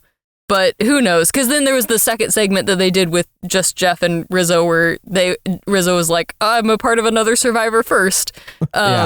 So I think, they just got their wires crossed somehow. But man, that was entertaining. Top 3 moment. This is why I love live. Top it's so awesome. 3 moment for this to happen of reunion moments for sure. For sure. Again, I will figure out how to fit it into a video. I will make it work. Like a Corona ad or the Dutton Ranch ad or anything else that got forced into this finale. I will figure out how to force it into a video. But anyways, point being is that I really do think that this Rizgod segment was supposed to happen after fire making. and they started before. And the only thing he could have done was send Riz God back to the back. But Jeff was already like, I'm sure Jeff was thinking through, like, they've run through all this. Like, Jeff's not just on the fly doing the finale. This has all been planned out. They talked about it. Jeff was in Fiji for 51. I'm sure they've been planning out over the last week. I think 51 finished last week. So the last week they're like, all right, we're going to do this segment and this segment and this segment. Riz God's going to come out. You're going to talk to Riz God. You're going to tell him to sit down because it's after fire making. Well, they did it before fire making. So Jeff was going through the motions of what they were supposed to do. And then when he sits it down, everybody's like, whoa, hey. And then Jeff's like, oh, shoot, wait. We haven't shown that yet. Because Jeff witnessed this in person. Jeff knows Riz God lost in fire. He didn't have to watch the edited show to know this is what's going to happen. But like, Jeff, I think it was Suri in the background that was like, they haven't seen it yet, Jeff. Riz God, though, did not kick back or nothing like, hey, are you sure you want me to sit down, Jeff? Nothing. He just sat down. because I think his thing was, I could tell when he came out that I think he knew what was happening, but like, how does he tell Jeff in that moment? Because the only thing Rizzo could say is, hey, just so you know, they haven't seen the fire segment yet, but that would spoil it. Like, I mean, if Rizzo said something like that, then that would be like, oh, he's trying to alert Jeff to not, because of what's happened. Like, there were enough context clues that it was kind of obvious even without Jeff saying it explicitly. But then when he said it, it was like, oh shoot, I can't believe he said it and like confirmed everything. Man, what a wild moment. Well, if you're planning on going to the Smithsonian this summer, they have acquired some props from Survivor. They have acquired the immunity necklace from this season, the torch snuffer from Borneo, and the torch snuffer from 50. And that's it. And I'm like, that's not enough for me to go to Smithsonian for. I need more. No, I mean, if I was in the area, I might swing by. But if I was in DC, I might swing by a Smithsonian. Yeah, like if I was there for other reasons. Right. But I do like the necklace a lot from this season. I did really like the design, so it would be cool to see in person if I was already in the area. That's gonna be like a little limited. I mean, it's only 3 items. It's gonna be like a one little case, and that's it. But I think it's cool, not to knock Survivor for being in the Smithsonian like crazy, out of all the TV shows. I wonder if it's limited time or if it's permanent. It's not enough to go to Smithsonian for, though. Yeah, I think there's a lot of 8-year-olds that go through the Smithsonian, so maybe that will. Okay, I don't think I wrote that down, but we should talk about it because this is when it gets brought up. Because spoiler, Riz God loses fire to Jonathan. Hopefully, I'm not spoiling that for you. Riz God loses fire to Jonathan, and it's not even close. Joe helped Riz God, and Riz God was like looking more confident. But again, Riz God's now practiced this for like what, an hour? Jonathan's been practicing this for at minimum 25 days. I assume he did it outside Survivor, but you're right. When I was in Fiji, Rebecca, I don't know how to describe this for those who haven't been to Fiji. I'm sure it's like this in other parts of the world. I'm not that well traveled. I've been to a few places, but Fiji, 85 degrees in Fiji does not feel like 85 degrees in America anywhere I've lived, at least. 85 degrees in Fiji under the sun with no shade feels hotter. It just feels hotter, which makes me wonder into you said humidity, whatever else. I'm not meteorologist or anything like that. That's not my expertise. Yeah. And what I'm saying is that I don't know, man. I don't know. 85 where I live does not feel like 85 in Fiji. 85 in Fiji feels like, holy crap, I need to get naked and go in the water. That's what it feels like. Oh my gosh, get me under shade or let me get in the water because it is not pleasant. But so it's like, that's the place to practice because you're right. If it feels different where I live or anywhere I've been in America, versus, in Fiji, then you got to practice there.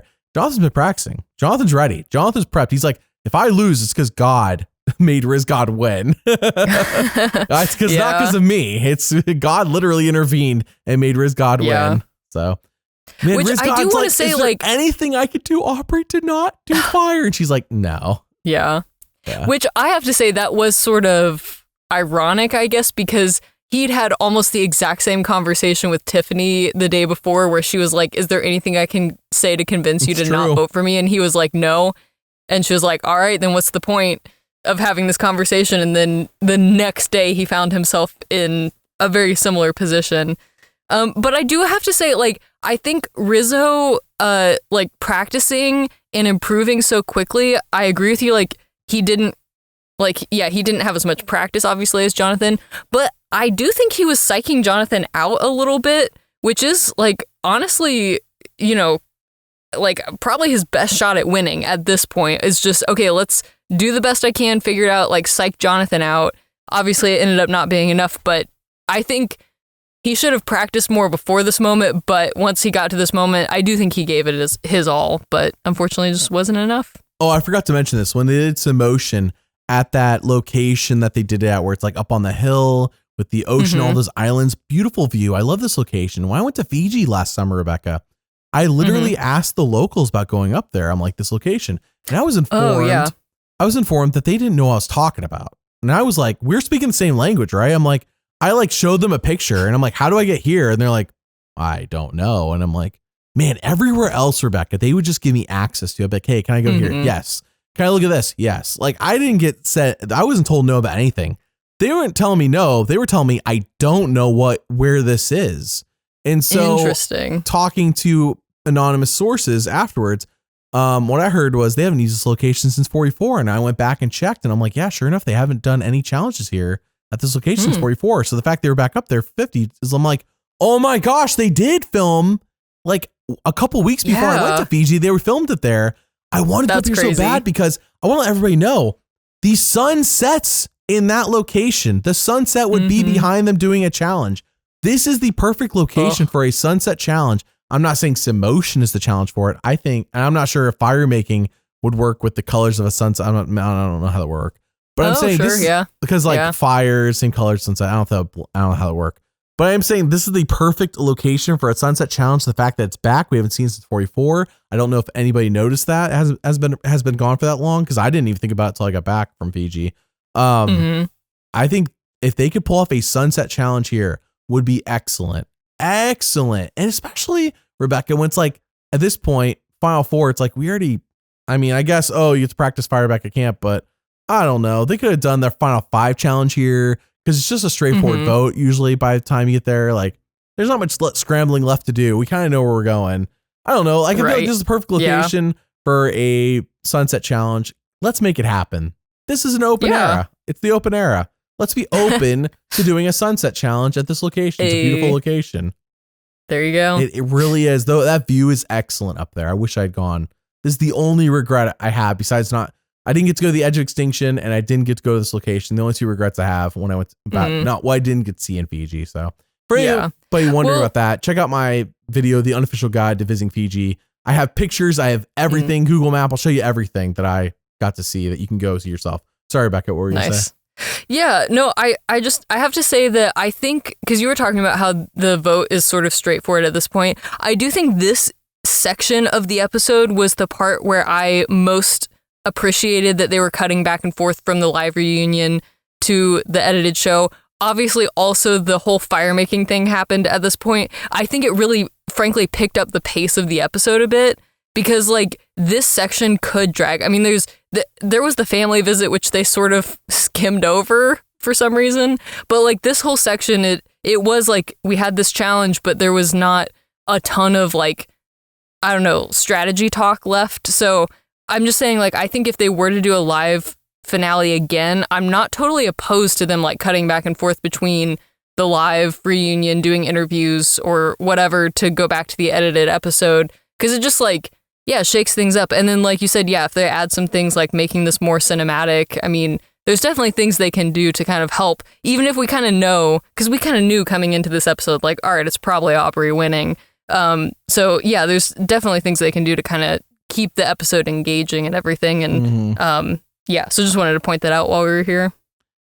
Well, this is it, Rebecca. Riz God, one point Riz God cries. He's like, why am I so good and yet I can't make fire? It's like, Riz God, even when he's crying, can't help but brag about himself. Just can't help it.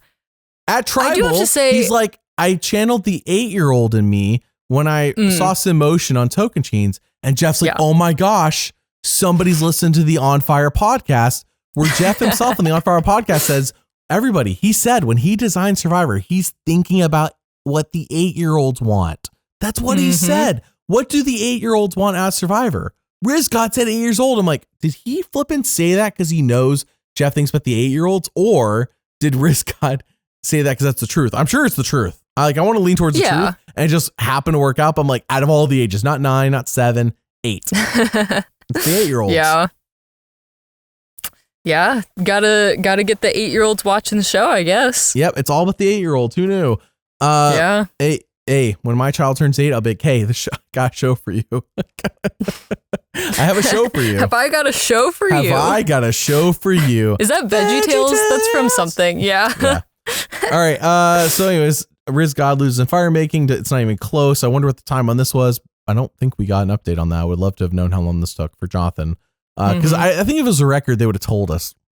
I think if it was the record, they would have told us. Seemed like it was, but it was just not even close. Final 3 sitting on the beach.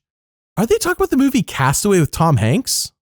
Yeah, I think so. And I think the reason they're doing that, everybody, is because the movie Castaway was filmed on a island in Fiji that you can take. It's actually it is super close to where they film Survivor. I know that breaks the illusion of them being in the middle of nowhere. There is a nice resort where you can go to where they filmed the movie Castaway on that island. That island isn't, I don't know if it was already a resort when they filmed Castaway. I'm not super well versed, but there is a resort there now. We didn't go on it, but we took a ferry boat past it, around it, when Mary and I went to Fiji. Sure. So I wonder if they're talking about, because just like it's literally right. It's literally right there. It is a short boat ride from Mana Island, where Jeff's house is, and where the crew stays at, and where you saw Jake get his snake bite dealt with. That's Mana Island. For reference for people, obviously, and where every challenge happens at, with the exception of the Edge of Extinction Island being the host of the first challenge. Because remember, Jeff does not leave his island for 25 days. Okay, from days 2 through 26, Jeff ain't leaving Mana Island. Yeah. That's why where he would stays. he? Why would he? Yeah. Correct. Exactly. Unless he has to go to the island and pull somebody from the game. But I don't think that happened this season. I think Jeff stayed on Mana all season, which is... Well, no, not to actually you in real time, but Kyle, he had to go to the camp for that. Day 3! I know. Kyle ruined it. Jeff going to stay on Mana from days 4 through 26. Dang it. That's not a vacation. That's not a vacation. Oh man. Okay, man. So we get the family visit, which makes me wonder, Rebecca, how many other family members went to Ponderosa because they were already flying to Fiji, because Suri and Devins were voted off 2 days prior. I assume their loved ones were flown out there. I could be wrong. I don't know how far in advance the loved ones arrived, but I'm assuming that Suri and Devins family members came, and for sure Tiffany's family member came, and for sure. Oh wait, this is on day 26. Suri and Devins were voted off on what days was that? What day was that? Same day, or was it I think days? that was 20. I think that was. Wait, let me see if I wrote it down. 25 was Riz God. 24 is Tiffany. So maybe Suri and Devin's loved ones didn't make it out there. Maybe they told them, "Hey, don't come out. We already know." So this episode began on night 23. So that would have been Suri. I think Devin's was the day before that. Okay. Is that correct? So Devin's wife probably didn't. I'm assuming that's who would have come out for him. Devin's wife didn't come out there for that. Maybe Suri's got out there because night 23. It might be too late to call them off because they don't want them to arrive there the same day. They would have them arrive there, I would assume, at least the day before. And like, hey, here's what we're gonna do. Here's what to expect. Stuff like that. So yeah, I wonder if for sure Riz God's loved one was out there. Whoever that was, maybe the Liz God. We didn't get to meet the Liz God. I'm sure it was the Liz God. Yeah, I mean, I guess it could have been his brother. It could have been his brother. Yeah. Could have been one of his family probably members. Liz God. Liz God would have been, that would have been awesome.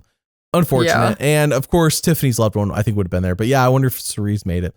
Point being is that we got the loved ones. I'm glad this happened. It was a surprise that it happened. I think, honestly, I'm glad it wasn't a challenge. I'm glad they just got their loved ones. I preferred this because otherwise nothing happens on day 26. For us to have value. The watch. Like, honestly, I'm kind of conflicted about this because I agree with what you're saying, but also at the same time, it almost felt like in the edit, we sort of glossed over this because it was such a short segment and they're not celebrities, Rebecca. They don't deserve screen time, Rebecca. They're actual fans of the show, Rebecca. I wanted 12 confessionals from each of the loved ones. No, I'm just kidding. I get it. I'm sure for the people out there, it was very reinvigorating of okay, I'm going to go into this final tribal. We saw Joe's wife gave him some helpful advice, tall, but then he got hot wife, zero. He says Yeah.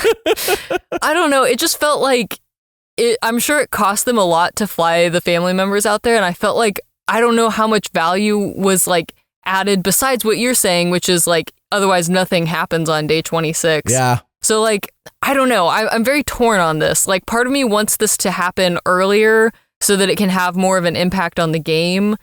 But also, yeah, I appreciate your points that you're making too. So I don't know.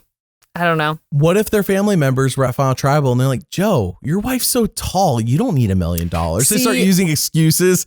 Joe, your wife's so tall. Yeah. Jonathan, you don't even have a relationship with your mom and dad? Oh, I can't vote for you for $1 million. Yeah. No, actually, but you're right. You brought this up earlier. Yeah, if the family members had been there longer, like all the way through Tribal, that would have been a lot more interesting, I think. So maybe that's the tweak to this. I wouldn't want them to influence the jury vote, though, to be clear. No, they just have to like sit there and just maybe observe. But I just feel like their presence would maybe help or hurt certain people, because maybe Joe would have a hard time like admitting to the way he played in front of his wife or something. I don't know. Like maybe Joe would be more bold because his hot wife is there, his tall hot wife. Yeah.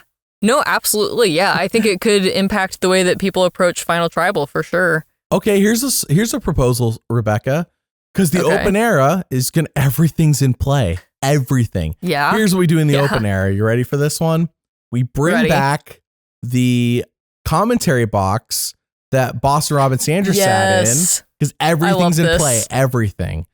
We bring that back. That is where the Final Three's family members sit in, so nobody knows they're there or nobody sees them. They can't influence anything, but they get to witness Final Tribal.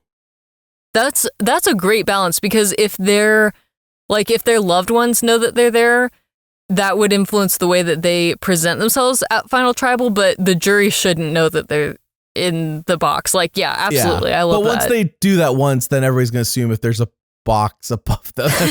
They're like, at the same time, what's that giant hut doing up there? But at the same time, I think it's fine to know they're there, but not see them. Because I think there would be not see their reactions. Facial reactions is just too much. It's just too much. Yeah. The same reason why we said if the jury were to ever be at every immunity challenge to witness it, which I think should be on the table, by the way, they should not be. Yeah. Nobody should see their reactions to who. I don't want to see their reactions to who won and whatnot. Like that should be kept secret from the players.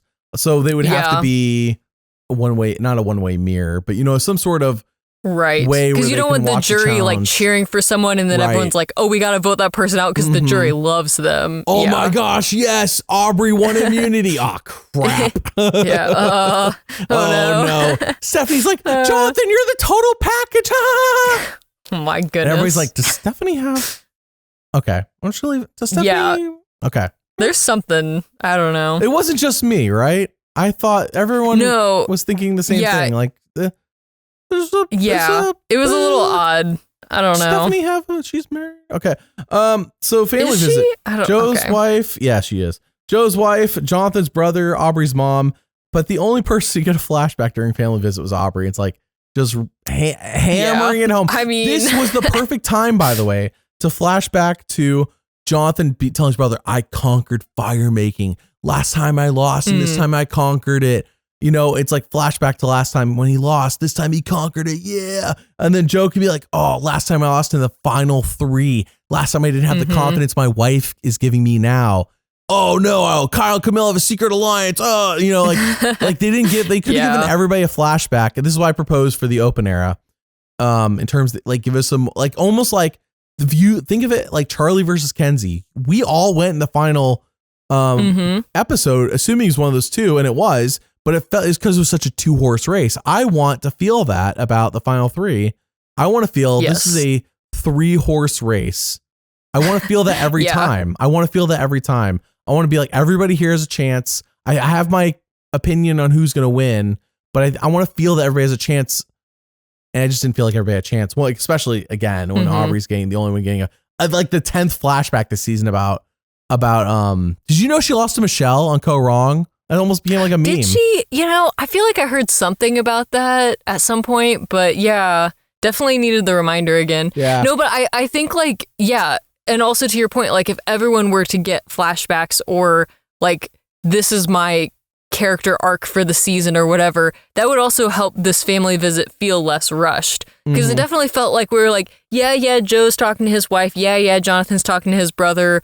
But here's Aubrey, and she's talking to her mom, and she's talking about, like, and I don't even know if her mom necessarily brought this out of her, but, like, we're somehow talking about this tenure, like, the Korong thing again. So I don't know. Yeah, if they were able to, like, tie those things together a little bit more, that would help this segment feel a little less rushed, I think. Either everybody gets a flashback or nobody gets a flashback, but keep it equal so that I'm not like, oh, okay. Yeah. You know? Yep. Like, maybe Jonathan doesn't get a flashback, but Joe gets one because at least he's been to Final 3 before. You know? Sure. Like, he also lost in Final 3, but isn't being given that kind of treatment. So, yeah, we then go to Final Tribal, and all right, so I know we're going to have a disagreement, at least on one segment, Rebecca. So I want to set this up. Okay. Final Tribal, I want to say since 48, has almost been fixed to what it was before they messed it up with Game Changers.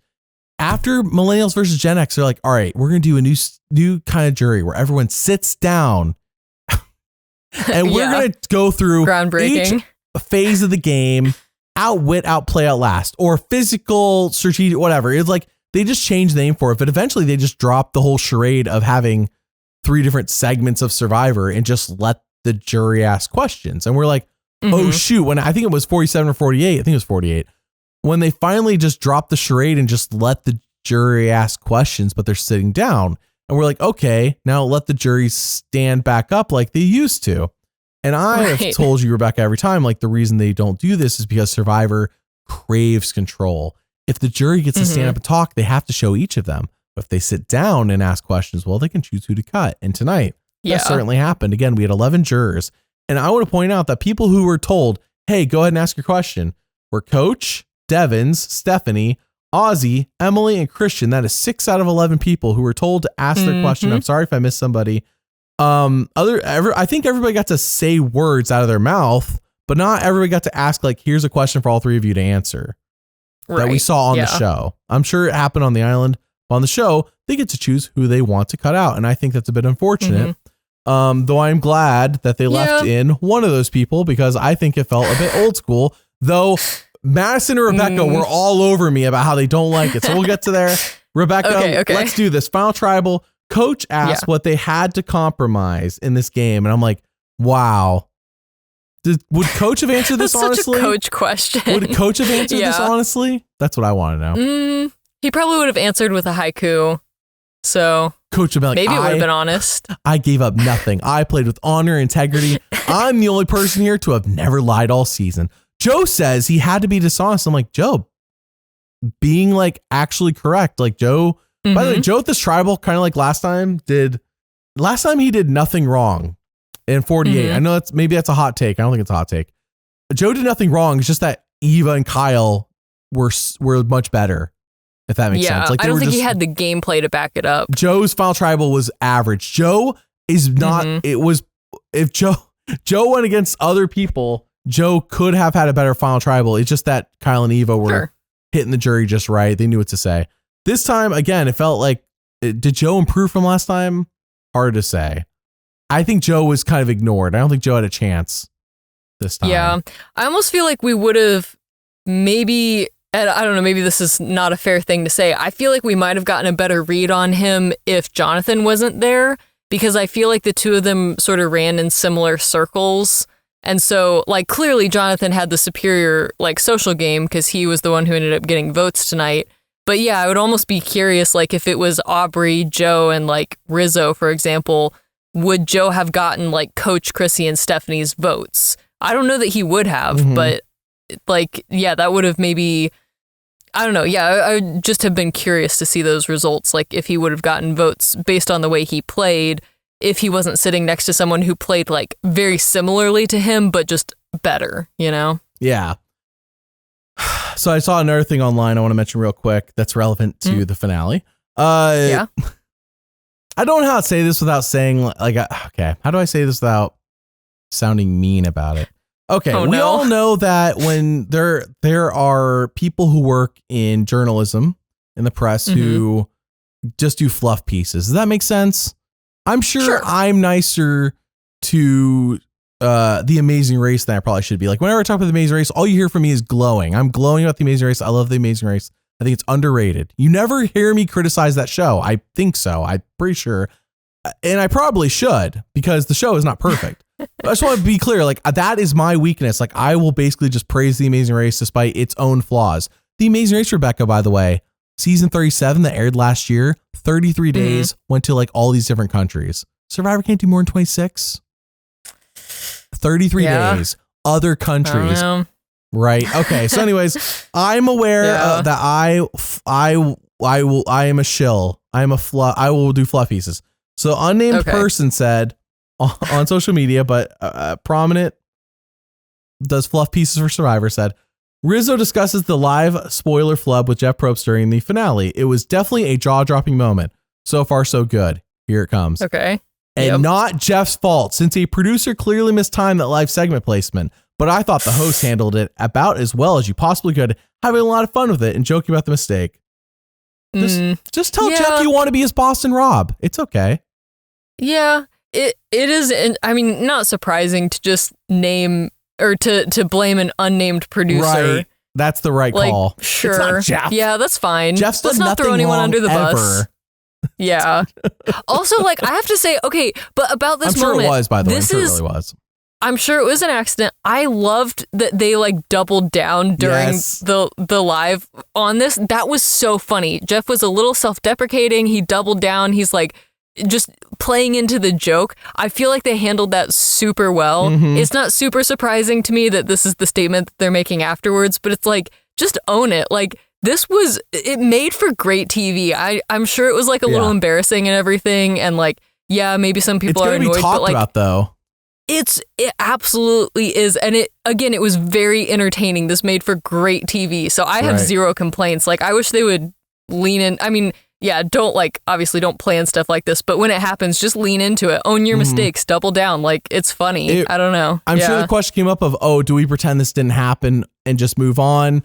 Or do we double down on it? And I think the right call is double down on it. So I just want to be clear. Like, I didn't want to I'm not trying to knock this person specifically because I also have my own flaws and I also will just like plug and chill The Amazing Race. I want to give my version of what I would like for. So anyways, I still throw that out there because I read that and I'm like, I was waiting for somebody to like jump in and be like, oh, Jeff, by the way.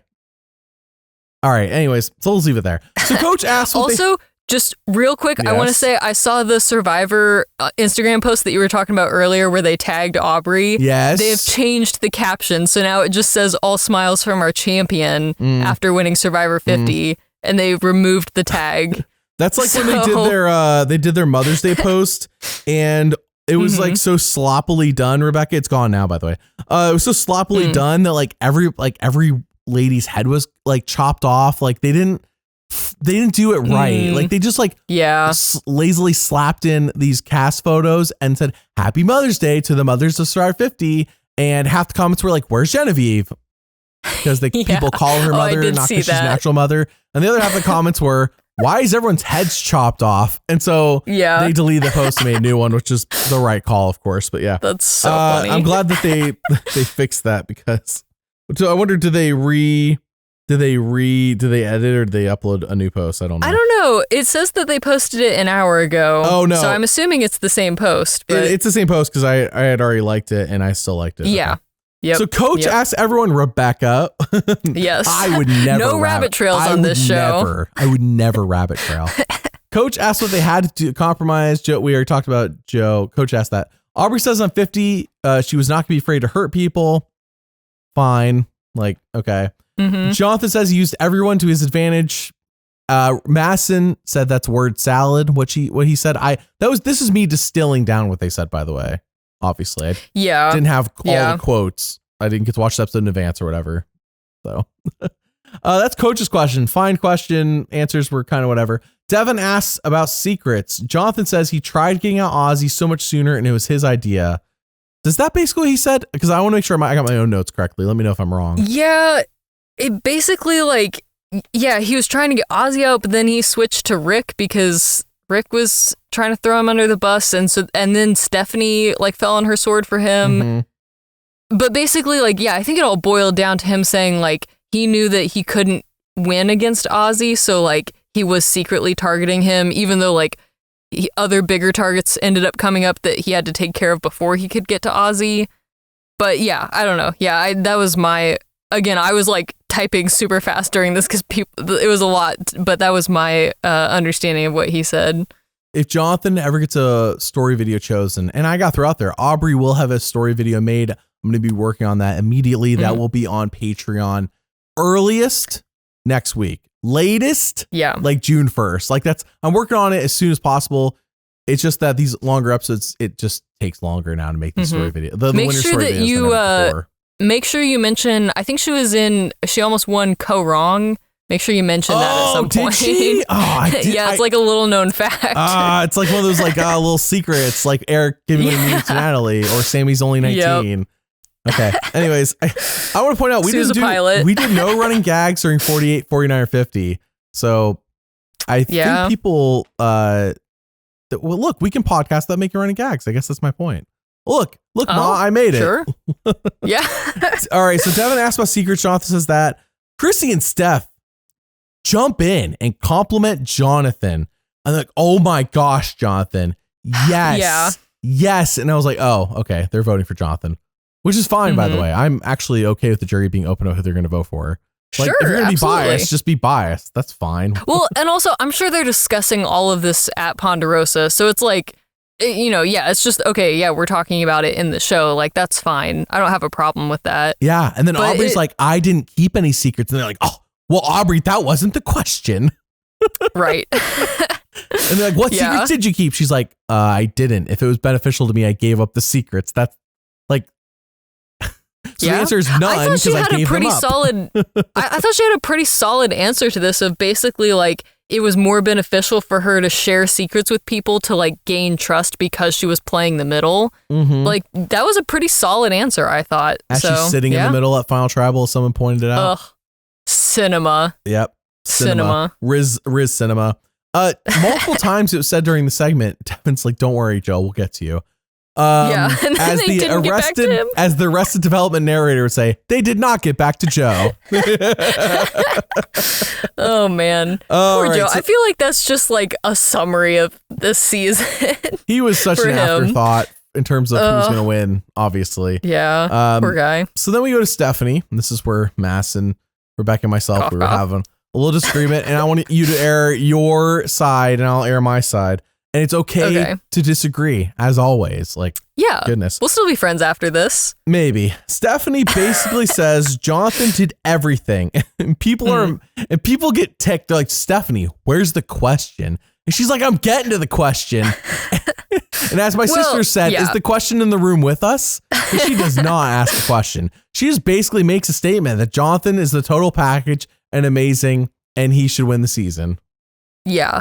Well, here's my issue with this. First of all, I'm not the biggest Stephanie fan. I think we've talked about this before. So there might be a little bit of bias there. I'm going to admit that. But here's my issue with this is that she starts going into this whole spiel. As you mentioned earlier, we're not even getting time to listen to everyone on the jury. 6 of the 11 get to talk. I get to ask a question. So she's talking for so long, and she's giving like the history of Survivor. She's like, there's an old school way to play. There's a new school way to play. There's these new school are just all about strategy. When back in the day, we worried about camp life. And like, Jonathan, you played with a mix of both. And she's like, just going on and on about how great Jonathan is at this game. And like, that's fine for her to show her support for him, I guess. But like, to me, I was just like, we're wasting so much time with this. And she was, and the bigger issue too is that like people, Tiffany specifically called her out and was like, do you have a question? And she's like, oh, I'm getting to the question. And then there was no question. She was just talking about how great Jonathan is. So that was where I was like, okay, did we need to spend so much airtime on this and then not hear from so many other people on the jury? And I do have to say, I love when the jury fights though. So I did love that Tiffany and Dee were both like, Tiff was a little more directly talking to Stephanie and Dee was a little more like, we all as the jury need to be mindful of the way that we're asking questions. I loved that. That was incredible. both of them were so iconic in that moment. I'm going to play both sides here. The people who are there on the island getting on to Stephanie about not asking a question have valid points. They also don't know how the season is going to be edited. They don't know if this is a segment that's going to be cut out of the live finale. You know what I mean? Like, they don't know that. They're just getting on to her for not asking a question. I think, and I don't care who this is, Stephanie, insert name here. I don't care who the name is. I think any juror is allowed to just make a statement in support of somebody. It has happened historically since the dawn of time, since Dawn of Survivor. Sue Hawk did not ask a question. She made a statement. It was a very eloquent statement, but it was a statement. It's been happening since the beginning. Stephanie or any other juror could have made a statement, and I am pro you being able to make a statement. However, Rebecca, I'm with you. Yeah. The show should not be leaving this statement in replacing 5 other jurors not being able to ask a question to all 3. I'm with you. I think if we're going to leave this in, it's only because all 11 got to ask a question, and therefore we're not going to cut Stephanie out. Just, the other 10 got to ask. Why are we cutting out Stephanie? But they left her in only to cut out others because I think of the fighting, Rebecca. I think it made good for good TV. Yes. And I get that. I understand that. I think also part of the thing too is like, I'm fine with jury members making statements in support of players, but I think you have to be concise, eloquent, and also, like, Stephanie kept saying she was going to ask a question to everyone. Don't lie to us. That's just so own Stephanie. it. If you're just going to make a statement, just be like, no, guys, I'm going to say one thing. I do not yield my time. Make your statement and then get out of there. Like, I don't know. I just had issues with, like, I think the way it, like, came across more than anything else. I'm not fully opposed to jury members just saying statements, though, just to be clear. So, yeah. Yeah, I want to just say I'm pro jury members asking people name my family members. That's classic. Yes. Like Christina did. 100%. I'm pro jury members making statements saying, here's why I'm voting for this person. Here's why you should vote for them. Spencer did it. For example, we've had it. I think Shireen did it when she stumped for Mike on Worlds Apart. Just saying it's totally okay. I'm for it. I do wish the show would just show every juror asking a question or making a statement. I'm okay. As long as all the jury gets equal, like gets a chance, I think I'm okay with it. But if we're going to cut jury members, they clearly only left it in because of the fighting, is my opinion. It does show us why Stephanie votes for Jonathan, because we get why Coach, Chrissy, and Stephanie all vote for Jonathan. I think we get why all 3 of them, because those are the 3 that did it. I mean, it's pretty obvious that Coach is going to do it. I think we were talking about this last week when Mass and I broke down the Final 5. We're like, who's most likely to vote for Jonathan or Joe? We're like Stephanie, Chrissy, and Coach. Like the most likely. Anyone else is a maybe or a hard no. Yeah. Yeah. So good. Everyone is valid to voice their opinion. Nobody is wrong and nobody is right. I think it's just opinions. Like there's no like definitive rule book. If it was left in the show and Jeff didn't say, hey, stop it, I guess it's fine. It's not against the rules. Imagine Stephanie's going on so long that just Jeff like, hey, has do you to be have like, a question, Stephanie? Hey, stop it. We've been here for 2 hours. You got to wrap this up. It's like a little time lapse. It's like when Christian held them hostage on that one challenge back in David versus Goliath. Jeff's like having war flashbacks. He's like, oh, this is another Christian. You got to wrap this up, Stephanie. Jeff, do you know what a Reuben sandwich is? Because he asked him that. That was an important question. Jeff needed to know. Jeff needed to talk about it. All right, so Ozzy's next. He asked about adaptation. Cerise says, everyone had to babysit you, Joe. It was a joke behind your back. Yeah. Correct. That we saw that. That's correct. Also explains why Joe isn't getting any support from the jury. I mean, Devin's literally like, Joe, we're going to let you answer the question. Joe did not get to answer that question. The fact that they left in Devin saying that and then for him to not be asked tells you where the jury was. Yeah. I think this was a moment that I hope Joe learned from. It seemed like this was new information to him, that he was being babysat, and he tried to roll with the punches here. I think he did the best he could. But like, how does that feel to be told that?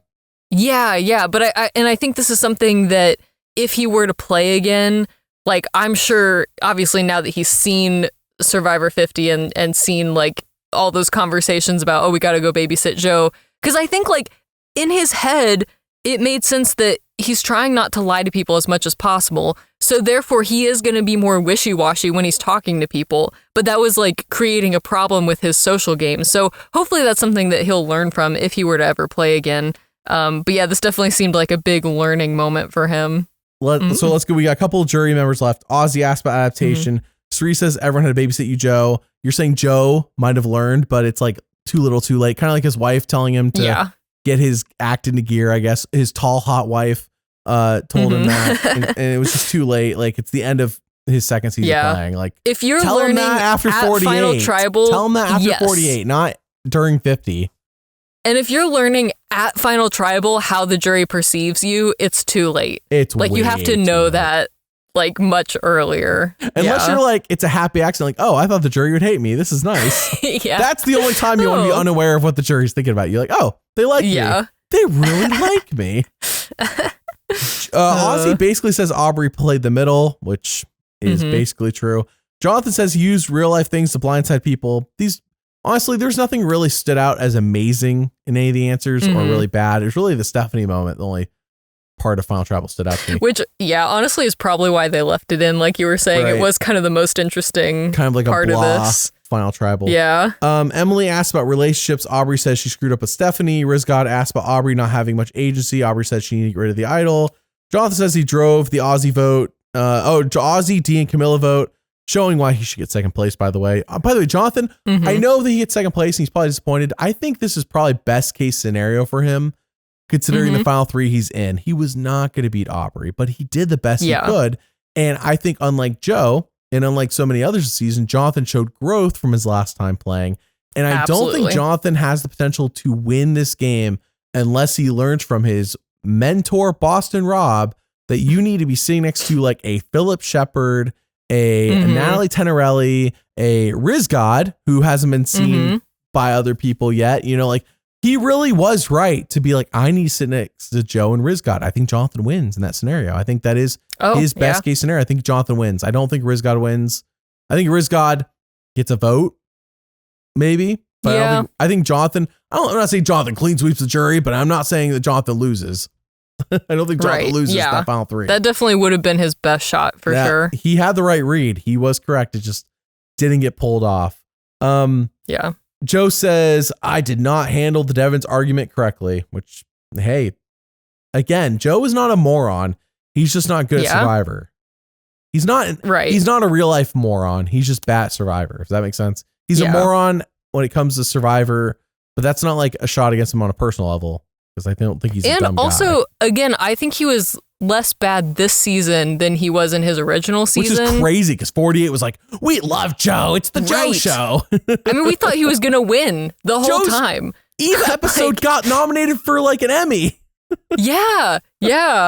So, I mean, and I think he talked a bit in this episode, I forget when it was, but about how like that sort of affected his gameplay. Like, it was great. He's like, it was great to have that moment outside of the game, but it did kind of, tie him and Eva together in a way that was, I think, detrimental to his game. But who knows? I mean, we, saw how he played solo this season and still ended with a similar result. So, or the same result, I guess, maybe. Yeah. Well, he got third place both times. Same monetary result.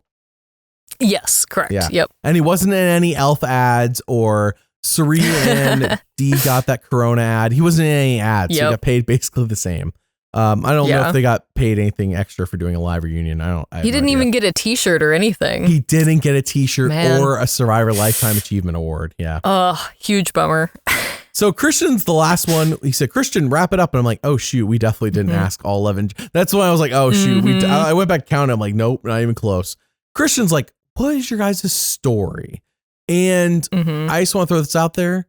Jonathan Penner, I believe, was the first one to talk about the perception, the stories on Survivor during season 25. When he's like talking to Lisa, trying to convince her to play a better game, to have a better story. He's like, who are the good guys? Who are the bad guys? Do you want to side with Michael Skupin? Do you know he's going to be caught for after the season? He didn't say that, but he did say, you want to be with the good guys and the bad guys? Who is the audience going to want to root for? Because he knew that Lisa cared about what people thought about her. It was her whole life. And he was trying to use that to his advantage. It didn't quite work out for him. I mean, Jonathan Penner screwed up season 25 for himself. That's a whole different discussion. But point is, that's the first time I think on the show they actually like blatantly said, this show is all about the stories. And I know Heroes versus Villains was like perception is a matter of how people see you, but it didn't really dive into the fact that the show is like an edited story. Season 25 was the season for me that like opened my mind. It like, I'm sure, and I didn't watch season 25 live. I watched it. I missed 14 through 31. Not to give a whole history of myself, but like I didn't watch those seasons live. I watched through season 13 live, joined the Navy, missed a bunch of seasons live, came back after the Navy and rewatched all the seasons. So they didn't like let you every Wednesday. They didn't have a screening at the Navy of like, all right, everybody, we're going to watch Survivor. Unfortunately, when I was stationed overseas, there was not. Also, there wasn't at that point. We were getting like, this is not a joke. We were getting a megabyte a minute. Not a second, a minute was our. You couldn't watch YouTube. You couldn't stream. It was almost impossible to stream MP3s. Could you send an email? Yeah, that's crazy. You could read text. You could check like Facebook, kind of like if there's images, took a while. But you couldn't. Videos were like impossible because YouTube was annoying. YouTube doesn't like load the whole video. It like loads like like 5% of the video until you watch that 5%. It's like So unless you pay for YouTube Premium and you can download the videos. See, it wasn't a thing at that point. YouTube Premium was a thing when I was overseas. That's fair. Point being is that I didn't watch the seasons live, so I didn't catch up on them. So I was binging back through because Ko Wrong, ironically enough, is a season that I watched when I got back. And I was like, holy crap, Survivor's still on and it's good. Like it held up. Like I wasn't like, oh no, it's just a figment of my childhood imagination. That was good. It's still good. Ko Wrong, great season. Ironically enough, that's connected to this. I watched that. So I'm saying season 25 really opened my eyes, and it's part of what inspired this channel was Jonathan Penner's whole like Survivor's a story. So like that's the premise of like the very first video upload is about Richard Hatch. Every season of Survivor's a story. I've been saying it is. And that's what we do in Winter Analysis. We're analyzing the story of the show. The show has never really been about surviving the elements. It's never really been, I know it's about surviving the elements, surviving each other. Really, the show is about the story of the characters. And I think that's what drives the show, what drives us to watch the show. And again, this is me shilling for The Amazing Race, but when Phil Kogan came out recently and said, when I list the top 100 moments of The Amazing Race, none of them are connected to twists. They're all connected to the players being put in situations. And it's like, yes, it's not about the twists. It's about the situations you put these players, the characters into. It's all about that. It's not about how can I make the game? And that's why when I sub for Amazing Race, because I like see them on their, I'm sure lesser budget than Survivor because they don't get as many views. They're lesser budget than Survivor doing more than, in my opinion, than Survivor's doing. It's like, and they're like, and they know what they're doing. And it's like, their 39th season's going to air this fall, Rebecca. And I'm hoping their 40th is a Winners at War-esque season. You know what I mean? Like, I hope they're going to do an all-win. It's never happened. I hope they do an all-winner season. Because that would be awesome. It's going to be a little different because, like, unlike Survivor, the older you get, the harder it is to run around the world, Rebecca. So, like, are the season 1 winners going to come back? Like, it's been 20 something years. It's a little harder. It's not like, anyway, so you see, like, Suri is better than ever or the same as, but like, if Suri's raced around the world, she would not be as good as she was 20 years ago. No. Physically, it's not, it's a different show. So, anyways, Christian asked about stories. Joe says the story was playing a new game. Maybe. I don't know. It was a new game, but it I don't know. I mean, I think like his point here was that his first season, his story was so tied to another person that it like hurt him in the game. Like, again, he was saying, it was cool to have that moment that was outside the game. And even like, I'm sure I think they're still close, like in real life too. But like, so that was, he's saying like, that's cool. But this time it was like his solo game. Yeah. He was able to like actually just play his game for better or for worse. Yeah. For better or for worse. Joe said that Aubrey references how she worked on herself after Edge of Extinction. How she played Ko Wrong and lost. I bet she didn't know that she lost Ko Wrong. And then she was on Game Changers, made it really far to Final 5, which, by the way, I have videos for both those seasons for her. I don't have video on her Edge of Extinction appearance. it needs to be picked on Patreon if it's going to happen. But anyways, so she goes on Edge of Extinction. Then after that, she separates herself from Survivor, works on herself, improves. I think she got married and became a mom in between Edge of Extinction and 50, which, I mean, those are two massive events in anybody's life. Getting married and having a kid. Oh, absolutely. For sure. Yeah. So, yep, she came back and she won. So, I mean, that's not what she says here, but that's where we're going. Right. Jonathan says he worked on everything, and I gotta agree. I think Jonathan is still the same person. So Aubrey's still the same person, but I think that they both improved. Same with Oscar. It's like Oscar was making strides to improve himself. Made the same mistake when he got voted off, but shoot, was that man not trying to improve himself? And I can respect somebody. That's why I respect Jonathan for I worked all season practicing fire. Respect. I don't care if you win this challenge. I respect you for trying. I've stumped for this. If you're going to be out there, at least flip and try. You know what's coming. I've never made fire. I lost a little respect for Riz God when I'm you haven't been practicing all season. Yeah.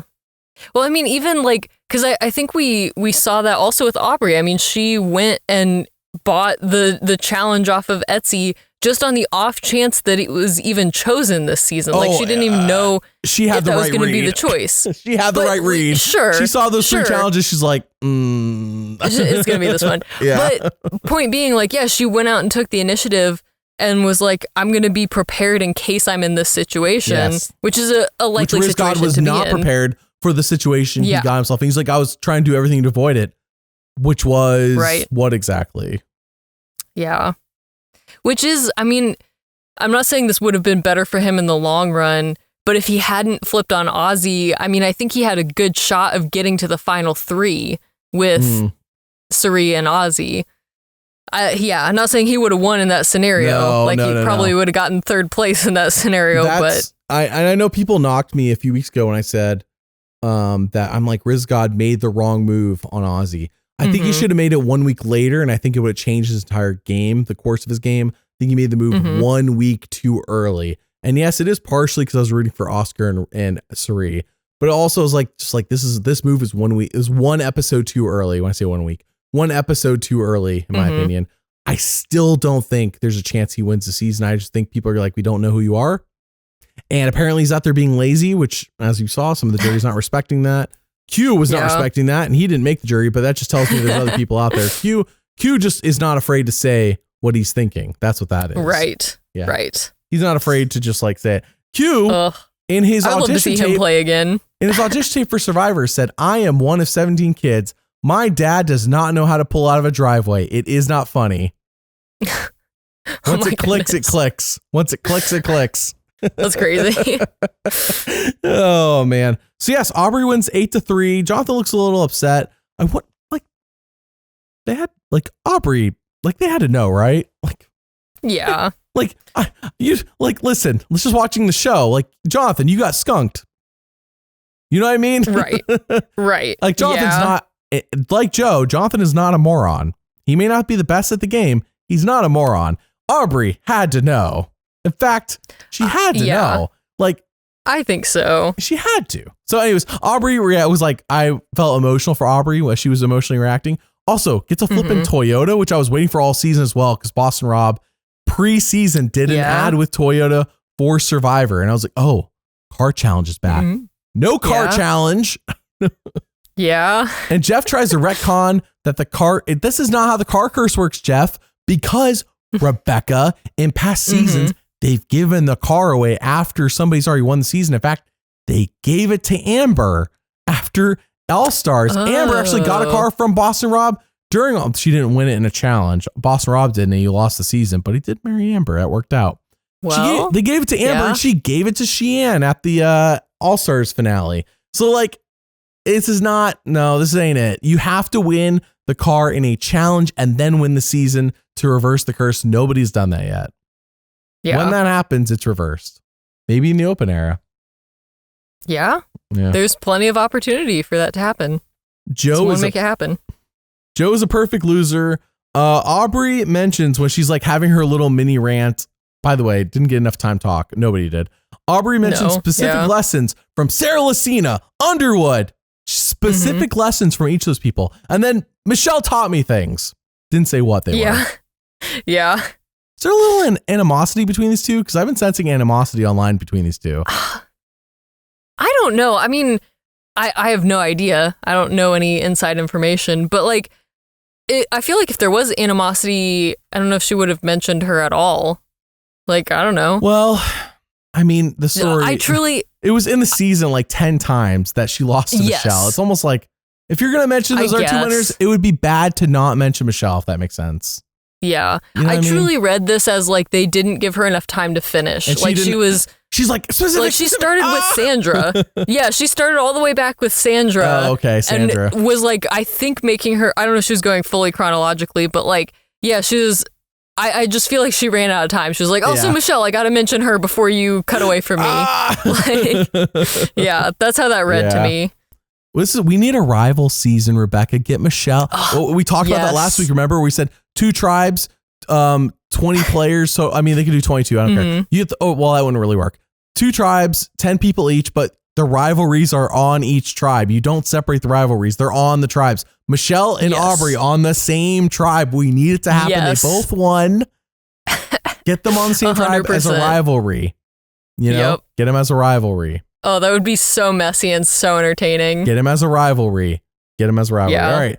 That would be an excellent mid-open era returnee season to rivalries. Yeah. It's not like here's another legend season that caps off an era. It's we got some messiness. Let's get it into a returnee season. You know what I mean? Like let's get some also, bad blood.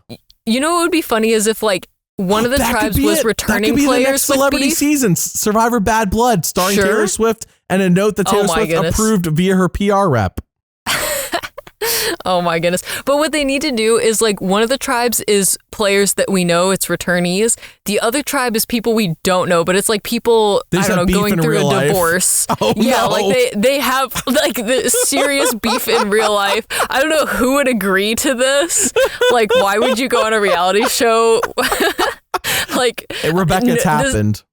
I mean, The honestly, Amazing Race has had people who are divorced on a team together. You're right. Yeah, that's right. I think you told me about this on another podcast. Yeah. See? Okay, so just reach out to The Amazing Race, see how they did it. It's never going to happen on Survivor, but it would be entertaining. That was during the Lynn Spillman era, not the Jesse Tannenbaum era, though. That was during the previous casting directors era. I don't know if that's the direction they go anymore with the cast, but it has happened. It's not unheard of. So like drama. One tribe is just like 5 like returnee Survivor rivalries versus one tribe of just people with real life beef with each other. Yeah. Oh man. All right. So in the most shocking moment of the entire night, Cirie wins the Sia money. What? No it was so shocking that when Jeff broached the subject, the audience started yelling, Cirie. Yeah. We know it's Cirie. It was either, I want to know the results. Devin's had to be second, right? Is it him or Christian? Second place. I'm very curious. I don't know. I voted for Genevieve, so I don't know. Hey, I voted for Mike White. And I stand behind that. I stand behind that. Stand 10 toes down on that. That would have been somehow, I thought that would have been the most chaotic thing to happen. It turns out that would not have been the most chaotic thing to happen during the live finale. Who knew? Who knew? That's awesome. Well, let's move on to what's new on Patreon, Rebecca. As we mentioned earlier, we're going to have our Survivor 51 podcast with all the rumors and everything we know, including the cast. That will be on Patreon the next couple days. That will be on YouTube next week. Same goes for our New Era season rankings and New Era winner rankings podcasts. Those will be on Patreon in the next few days. Another thing is those podcasts are always early and ad free. Link in the description. There's also 20 plus unreleased videos not released on YouTube that you can watch right now on Patreon as well. We do greatly appreciate you guys supporting us through that. It really does keep us free from having to suck up to anybody. And we can just speak honestly. Either way, whether it's good or bad, that's up to you. But we really appreciate it. And just want to truly thank you that we're able to do these podcasts. We don't have to suck up to anybody. Sorry. We appreciate you all. Let's move on, Rebecca, to what normally is winner analysis. Aubrey, what a good job you did, Aubrey. Yay. Yes. Absolutely. All right, that's the end of winner analysis. I'll have Aubrey's winner video will be on Patreon by the end of May. Can you actually put chapters in the YouTube video? It's just like 5 seconds of winner analysis. Yeah, of course. Why not? The winner analysis will be the Aubrey video I will be working on nonstop. I got to cover so much Survivor, Rebecca. There's flipping 3-hour episodes of season 2 episodes. There's so much Survivor I got to cover. I will do my best. I don't know how long her video will be. We'll find out. Yeah. That will be on Patreon by the end of May. Is my, if everything goes perfectly, worst case, the very beginning of June, it'll be on Patreon. I don't know when it'll be on YouTube because YouTube is really weird about copyright on new era seasons. Like the new era seasons, for some reason, the newer the season, the more YouTube gets triggered by it. I don't know how else to explain it. Like pulling clips from Micronesia, YouTube doesn't give 2 rips about that. Pull a clip from a new era season. Clench your butt cheeks. Okay. All right. Question of the week, Rebecca. Really not question of the week. We have questions. What is the current score between you and I? Where are we currently at going to the finale? So currently you have 5, I have 6. Dang. And I hope that my questions are difficult enough that, because I don't have to get any of your questions right. What I have to do is prevent you. Yes, someone said that tonight. I don't need to win. Oh, it was in the 51 teaser. I don't need to win. I just need you to lose, basically. Yeah, basically. So that's my strategy. I think the most dramatic way to do this would be to just spoil it and tell everyone who wins. It's me. Okay. It's me. Oh, no. It's Rebecca the whole time. We pre-planned that Rebecca's going to... No. So, Rebecca, I think because you're up by a point, it would be more dramatic if I asked you the first question.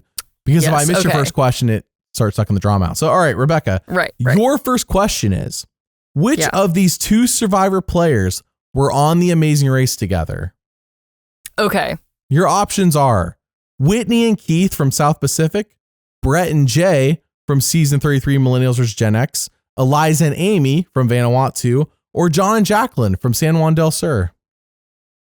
Ooh, this is a good question. Can you repeat the options again? And by the way, I will let you know that almost all these people have actually been on The Amazing Race. So okay, this is not like only 2 of them have been on. There's been more than 2. It's just that only one of these pairs were on together. So your options are Whitney and Keith from South Pacific, Brett and Jay from Millennials vs. Gen X, Eliza and Amy from Vanuatu, or John and Jacqueline from San Juan del Sur. Okay.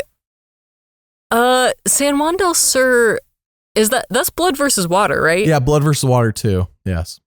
It seems to me, because I think on Amazing Race, they normally pick like family members or like people who know each other. I'll be honest, it's been so long since I've seen blood versus water. I don't super remember those people you mentioned, but that seems like logically the best guess. So I'm going to guess, was that option D, the people from blood versus water? That is incorrect. The correct answer was Whitney and Keith, the couple that got together because Whitney cheated on her husband with Keith at Ponderosa, South Pacific. Oh no. So then, of course, naturally, we had to get them on The Amazing Race. That sounds so messy. Hey, that's hilarious. I don't know what Whitney's marriage was like. Maybe they were already separated or whatever, but I do know that she cheated on her husband with Keith. But hey, her and Keith are still married to this day. So okay. Well, hey, good for them. Worked out, I guess. Yeah. All right. That is incorrect. There you go. Rebecca, you're only up 6-5. All right. Well, the drama continues. So, okay. Your first, so I guess I'll ask you my first question now. Is that correct? That sounds good. All right. So your first question is, which Oscar. 2 players... Oh, okay. That'd be crazy if you just got it. I knew it without even knowing the question. Which 2 players are tied for having the most episodes named after things they've said? Oh my gosh.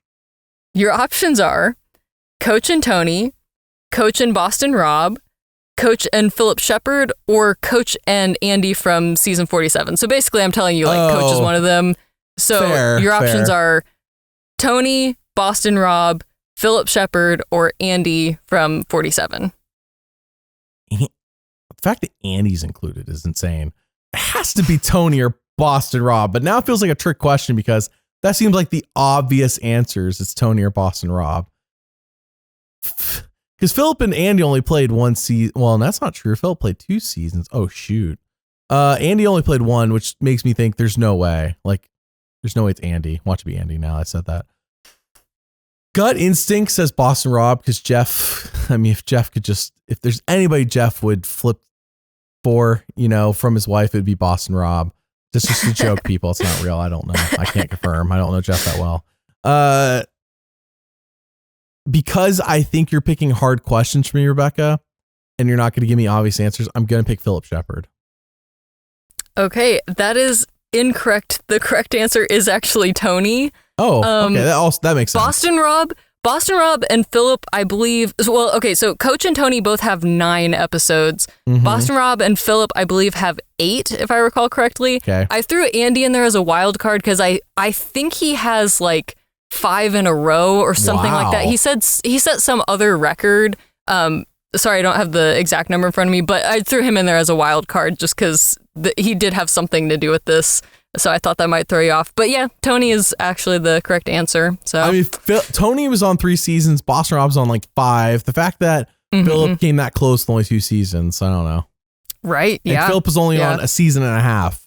Tony was on 2 full ones and then a couple episodes of Game Changers. So yeah. Okay. Well, good question. If I had gone with my gut, I would have picked Boston Rob or Tony.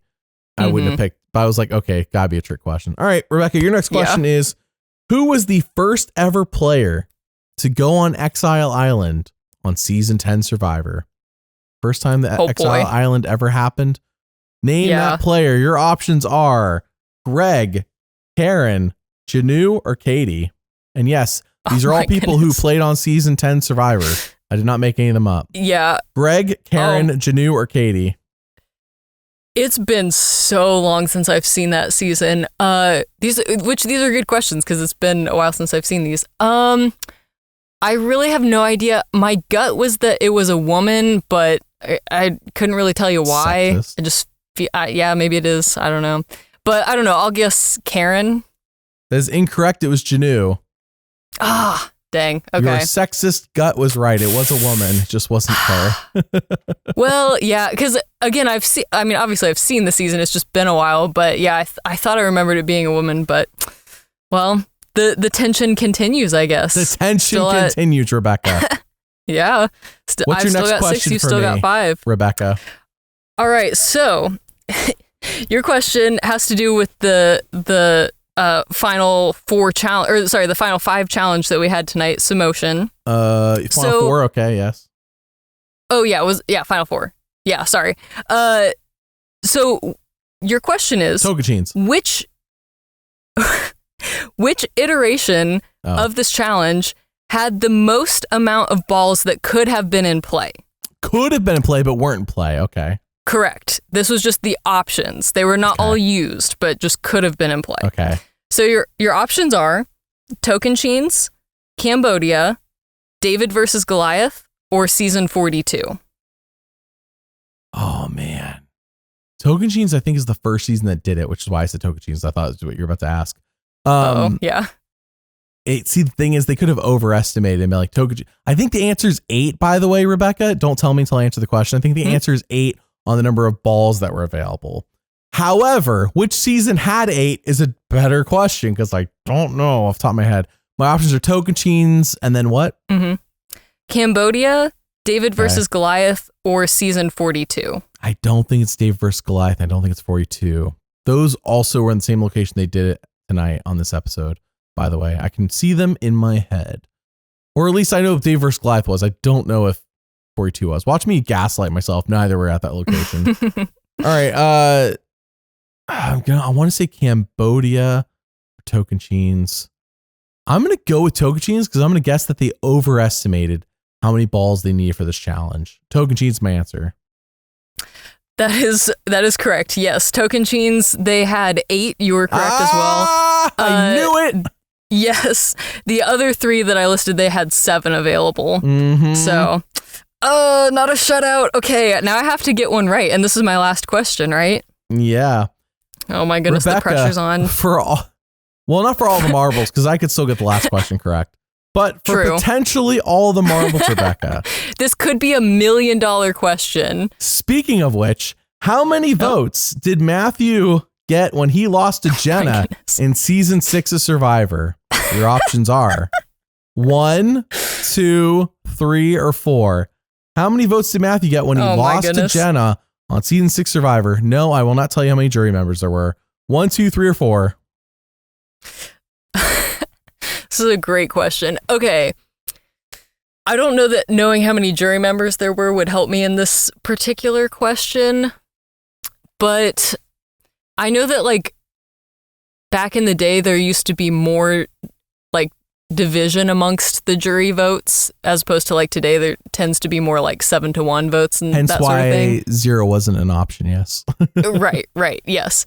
So I don't know. I'm just kind of basing it off of vibes. But I want to say, I think he got some votes. I want to say 4, but I'm worried that might be crazy. But I'm going to say 4. Final answer. Incorrect. If he got 4, he would have won the season. There's only 7 jurors. He lost in a 6-1 vote. Oh, wow. Matthew was not respected by the jury. Well, there you go. All right. Rebecca, what's the current score going into the last question? Not good. It is currently tied 6-6. But every season. I think this question is impossible. If you know this one, then you deserve to win, I guess. I have a 1 in 4 shot.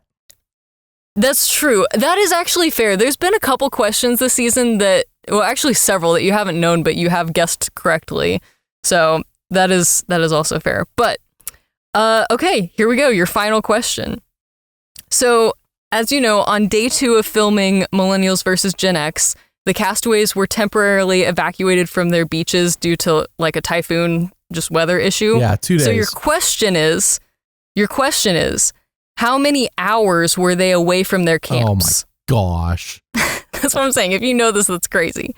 Your options are 5. No. 7.5. No. 9 or 10. Oh shoot, wait, it was less than 2 days? I thought it was literally 2 days. Oh my gosh. Okay. It was on day 2 of filming, but they were gone for less than a day. That's where I got 2 days from. It was on day 2. They pulled them. Yep. 5. What was the other options? 5, 7.5, 9, or 10. 9. I'm just guessing, by the way. I'm just confidently saying 9. That's so annoying. You're just randomly guessing you got it right. Yes! Oh my goodness. You cannot defeat me, Rebecca. I am the best at guessing stupid trivia questions about Survivor. Also, I know your weakness is the non-HD era of the show. I just pull questions from the non- Oh, yeah. And, of course, an Amazing Race question, which technically is allowed because it's about Survivor players. Oh, yeah. I'm sure it's on their wiki. It's on the Survivor wiki. There's all kinds of stuff about, like, Amazing Race, the challenge. There's a bunch of stuff on there. So tap into the challenge. I probably don't know anything, to be fair. Okay. That's good to know for next season. You ask questions about Amazing Race, you're in trouble. But you ask questions about the challenge, Survivor related, but oh my gosh. Yeah. Man. That's crazy. Because I know last week there was, I think, a question that you didn't know the answer to, but you guessed. And this week, at least, one of them. So I don't know. I demand a recount. Is all I'm saying. So the final score, Rebecca, and I think it's just appropriate for this year. No. 6-7.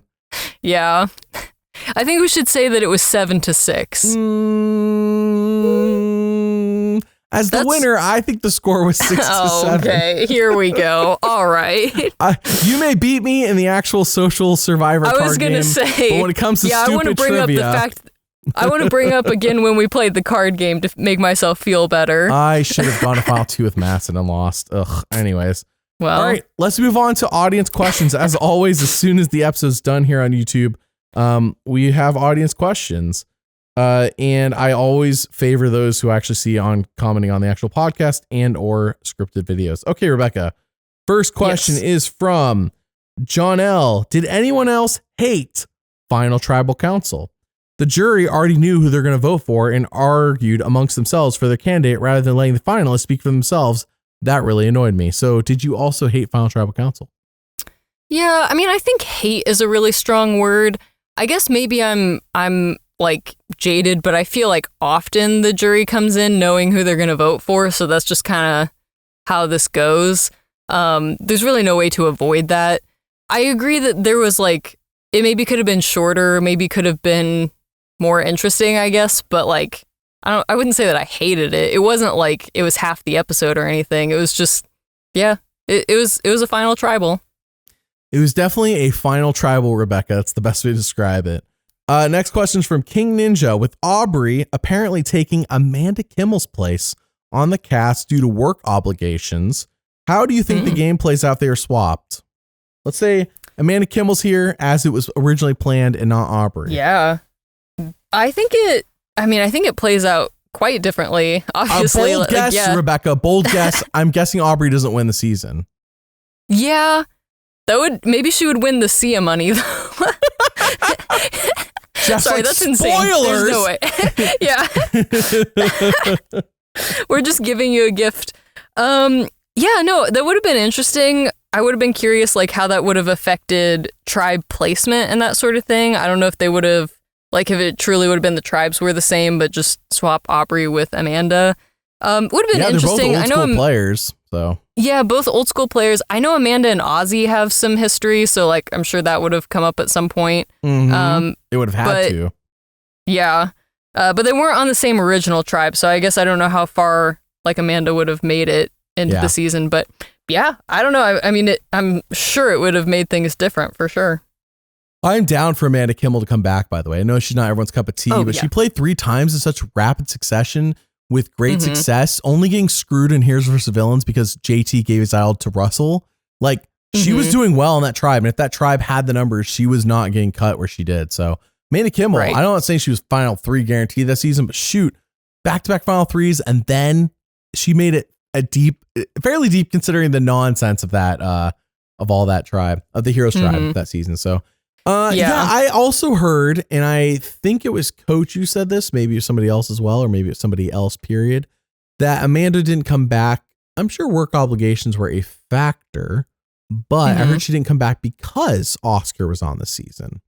Sure. And I guess their breakup still matters to this day. It could be a thing too, where it's like, maybe it's like not an issue, but you know, she's married to someone else. You don't want to like brought up again on national TV. Like your spouse is like, I'd rather you not play on a season with your ex because like, you know. Well, and like, I mean, I guess I don't know, but like, I'm sure that it would have come up on the island if they ever were on a tribe together. And of course the show's going to do flashbacks and like, I'm sure it would just be a whole lot of like, we don't need to relive the past, you know? Oscar finds the exile island of Angie, gets him out of tribal. He's like, I'm taking Amanda with me. Yeah, just like, oh boy. Awkward. Oh, anyway, so I'm down for Amanda Kimmel to play again. I'm guessing if she's on the season, does she win? I don't know. And the thing is, I think that's possible, but I think Amanda, her last time playing, maybe it's like, but I think people don't remember, like, Aubrey came in the season as a low threat because while she made it to Final 5 and Game Changers, it was like she was so under edited that season. And then Edge of Extinction goes up pre-jury. Pre-merge because she makes the jury because everybody made the jury that season. It's just that is a huge factor when going to returnee seasons of who wins. Is like, okay, what happened the last time they played? Well, the last time Amanda played, she made the jury and nobody's blaming her for JT's idol play, giving Russell the idol. So I think Amanda comes in with a bigger target on her back despite being longer ago that she played. I don't know if she wins. Yeah. Because I think the target is larger on her back, believe it or not, than Aubrey. Yeah, I agree. I don't think she would have been able to play the middle the same way that Aubrey did. Like, I think she would have had to be more in an alliance. So, it just truly would have been an entirely different game. All right. Next question is from Todrick Francis. Was spoiling Rizzo losing firemaking Jeff's fault or the fault of production? Depends on who you ask, apparently, as we learned earlier. I think, honestly, I think it starts with whoever decided to send Riz God out. But at the end of the day, as far as I know, Jeff has said this time and time again, though, as we all know, sometimes Jeff just says things. But I think this is true. Jeff doesn't wear an earpiece, but I'm guessing it was rehearsed. And I'm sure he was going through like, Riz God's out here. Okay, time to talk to Riz God about firemaking. Okay, make Riz God sit down. Like that. I'm sure that was all like planned out. And so Jeff was like, there's so much going on. I personally am not saying I would do a better job. Absolutely not. I do not think I would do some better job at hosting a live finale. I think it's everybody's fault. Like Jeff could have caught this and be like, all right, Rizzo, we'll see you after fire making. But also it's whoever was like, okay, let's cut back to Jeff live for Rizzo to talk to him. So. Yeah.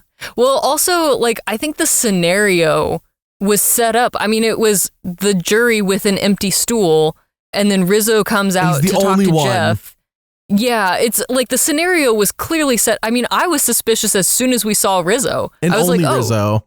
Yeah, he must have lost fire. So, yeah, I agree with you. I think there was multiple things going on. I'm curious, like, does Jeff get a teleprompter or anything? I have no idea, like, what the structure of this is, like, from a behind-the-scenes perspective. Yeah, I don't know. Yeah, I think it was multiple people messed up. There was just confusion, and it just happens, you know? It's live TV. All right, next question is from Cruises. Am I the only one who liked this episode and I'm excited for 51?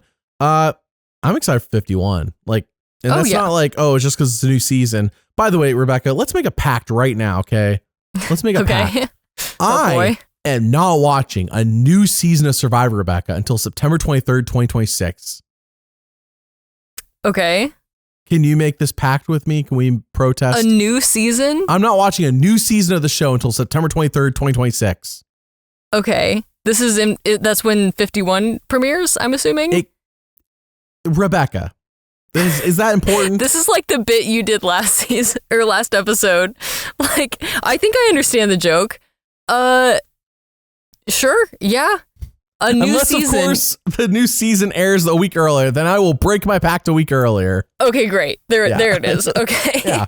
No, I looked at the. I think I understand this joke. I mean, historically, that's when Survivor airs their new season, is that week of September. Yeah. And if you count out 13 episodes, it ends on like December 16th. So yeah, of course, it's not going to end. Survivor's not going to end on the 23rd of December. That's too close to Christmas. So, yes, I will. I just saw somebody like, after the season, I'm taking a break. And I said, I'm there with you. I'm taking a break till September 23rd, 2026. Yeah. I will not watch a new season until then.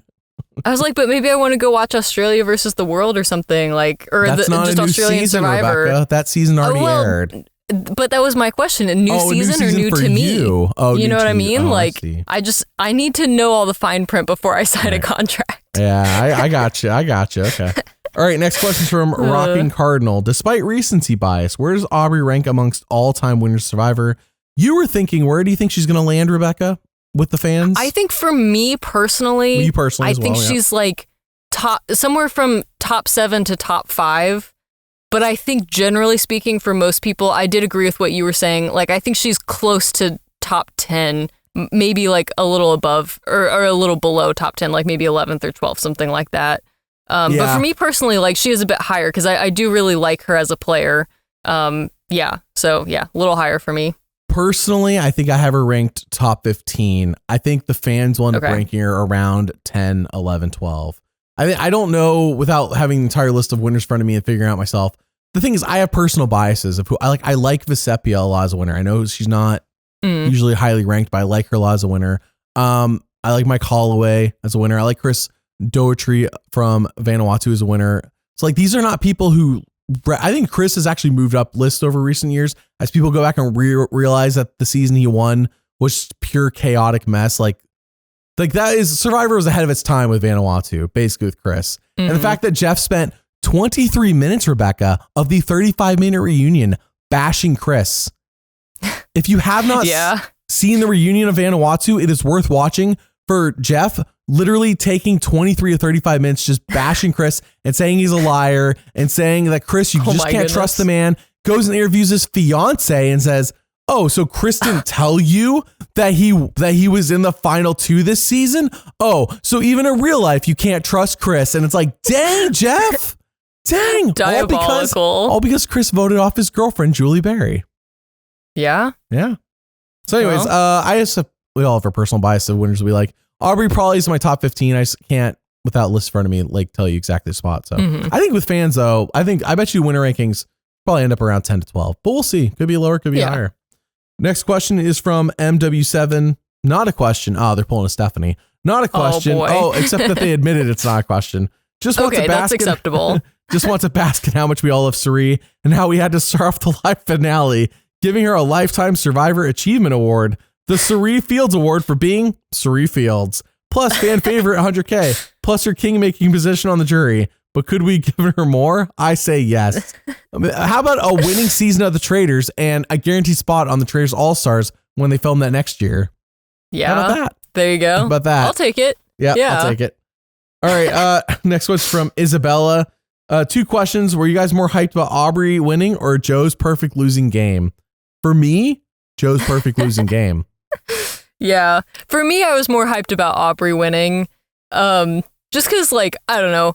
I feel like my issue with Joe is just that he is just, like, very average in a lot of things. I don't really, like, hate him or anything. It's just, like, he's not the best at Survivor. It would have been like, more the interesting to have strategy side of somebody else in things. Final 3 than Joe. Yes. Yeah. But he hasn't done anything where I'm, like, rooting for his downfall, if that makes sense. Sure. But whereas Aubrey, I am rooting for her to win. So, yeah, I was more excited about that personally. It was nice to see Aubrey get really emotional when she won. It's nice to see that. Yes. Yeah, it's always fun to see Absolutely. that, especially with how much the show hammered that she. I mean, it was explicitly stated tonight out of Tiffany's mouth. Oh, Aubrey should have won co-wrong. Right. Yeah. Michelle Yeah. just constantly getting disrespected. Mind you, on Winners at War, they addressed this in Boston. I was like, hey, if you won your season, you won your season. That's the end of the story. Yeah. Not if the Survivor Also- editors have anything to say about it in a future season of the show. Yeah. Also, by the way, I'm pretty sure she was at the finale. Like I didn't see Yeah? her in the episode, but I've seen pictures of her being there on Okay. Instagram. So like that's really funny that Get she's her having to on. sit through all this slander in a live audience. Get her on a podcast. Yeah, truly. I need her salty though. I don't need, well, it's all fine and good. No, give me your real honest thoughts, Michelle. Yeah.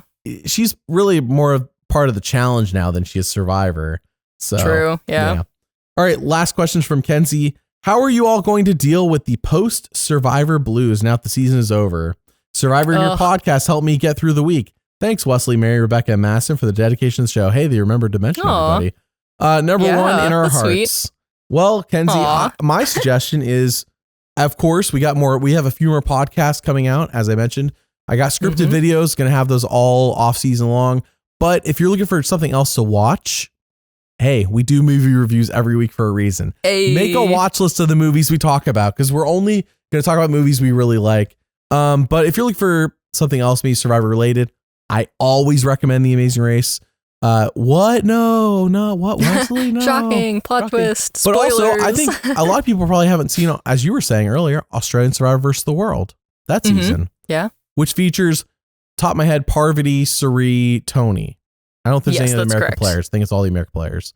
So Yeah, that is correct. it's a good season. I don't want to spoil anything. It's a good season. If it hasn't already been spoiled for you, it's a good season. Check it out. Yeah. It's worth a watch. It's shorter. It's like a 16-day season. So I think it's only like 10 episodes.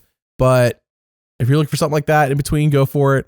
But yeah, I recommend check. I think it's honestly, it's good to take a break, watch some other stuff, enjoy life. It's nice outside now. It's summertime.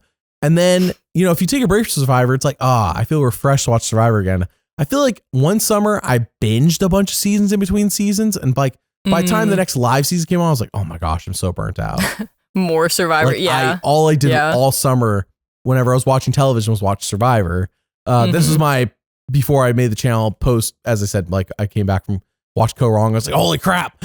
So it was after Game Changers, but before Heroes vs. Healers vs. Hustlers, I binged a ton of seasons and I was just like, I'm so Nice. burnt out when that season aired. So yeah. See, for me, now that we watch in the spring and fall, because again, like I didn't start really watching the show live until around the time that I started doing this podcast with y'all. But I do always say, like going into the summer, I'm like, okay, I'm going to take a break from Survivor, and I'll take a break for like a few weeks. And then at some point I'll be like, I could watch some Survivor right now, and I'll put something on. I don't always finish the season, but I do normally watch like a few episodes during the summer just because I'm like, I get it. I get the commenters saying like, yeah, I do miss that. So yeah. Of course, there's it's always 50 good to go back and seasons watch on this. Paramount Plus. So If there's a season that you're like, shoot, I don't know who won this season, rewatch that one. I'm not saying it'll be a good one. I'm just saying, hey, if you can watch a season and basically be unspoiled, like I don't have amnesia about Survivor, Rebecca, but there are movies I straight up have watched multiple times and I basically remember nothing, but I own it and I enjoy the movie every time I watch it. For example, the Robert Downey Jr. Sherlock Holmes movies. I enjoy them every time that I watch both of them. Every time I watch them, I always like the first one more. I almost never remember the plot of either movie, but it's like it's the best amnesia to have. Is like I don't remember this movie almost at all, but I enjoy it both every time. You know, if there's a Survivor season that you're like, I don't remember, watch that one, I guess. But if you're looking for Amazing Race specifically, because I've mentioned it, watch season 26. For some godforsaken reason, they thought we should pair up half of the cast as blind dates and the other half are pre-existing relationships. And it's just like, what were they thinking? Awesome. It's a great season. It's a great season. It's like it's like it's the Gabon, in my opinion, of Amazing Race. I've talked about it before, not to hammer on. It's the Gabon of the Amazing Race, and it's underrated. It's Amazing Race Gabon, basically. Gabon, Amazing Race. All right. Also, if I can recommend, just real quick, if I can recommend a random TV show that I don't think many people have seen. It's random. Only one Gilmore Girls. It's only one season. No, it's only one season. It's reality TV. It's called The Quest. I actually don't know if you can still watch it, so maybe this is a bad recommendation, but it's a reality show set in a fantasy world, and they cast all these people who are obviously real people and playing as themselves. Somewhere around there. Yeah, I don't remember the exact year. On YouTube, you can buy it. Oh, perfect. Okay. Yeah. I don't know if you can watch it free anywhere, though. Okay. I think it's probably worth paying for it, but it's the creators of Lord of the Rings. They throw them into this fantasy world. All the players live in this castle. They're interacting with these actors who are playing characters in this fantasy world. And there's this big quest that they have to go on to defeat the big bad. I forget the term that they use, but it's a really incredible show. I'm so bummed they only got one season. Well, actually, I think Disney did another season for Disney Plus and then several they took years it off later. Disney Plus, by the way, I know that. That season was awful. I didn't even make it through. They cast kids, which was teenagers, fine, I guess, but it just was not as good. So that's a random out there. If you just want one season of a TV show, I do recommend that. It's really fun. Well, speaking of recommendations, Rebecca, we've only been recording for, oh my gosh. Considering the episode's 3 hours, I can't believe we recorded this long. Let's do our last movie recommendation of the season. Heads up for those wondering what we're going to review next season. Roll. First, I think the first few things we're going to be reviewing, so you can watch over the summer. Speaking of which, Notting Hill, fantastic movie. You remember David on 48. We gushed about it. I've been gushing about it. Watch it. Great rom-com. You're going to be reviewing Gilmore Girls, Rebecca, which is 8 seasons, right? Yes. Okay. 7 seasons, and then the Netflix 4 episodes short season that they did. But yes. And I'm going to be reviewing the Office Superfan episode. So if you want to be in the tune with what we're talking about next season, there you go. But tonight, I'm going to keep this brief, but not too brief. Dark Knight trilogy, Rebecca, but directed by Christopher Nolan. Have you seen these movies?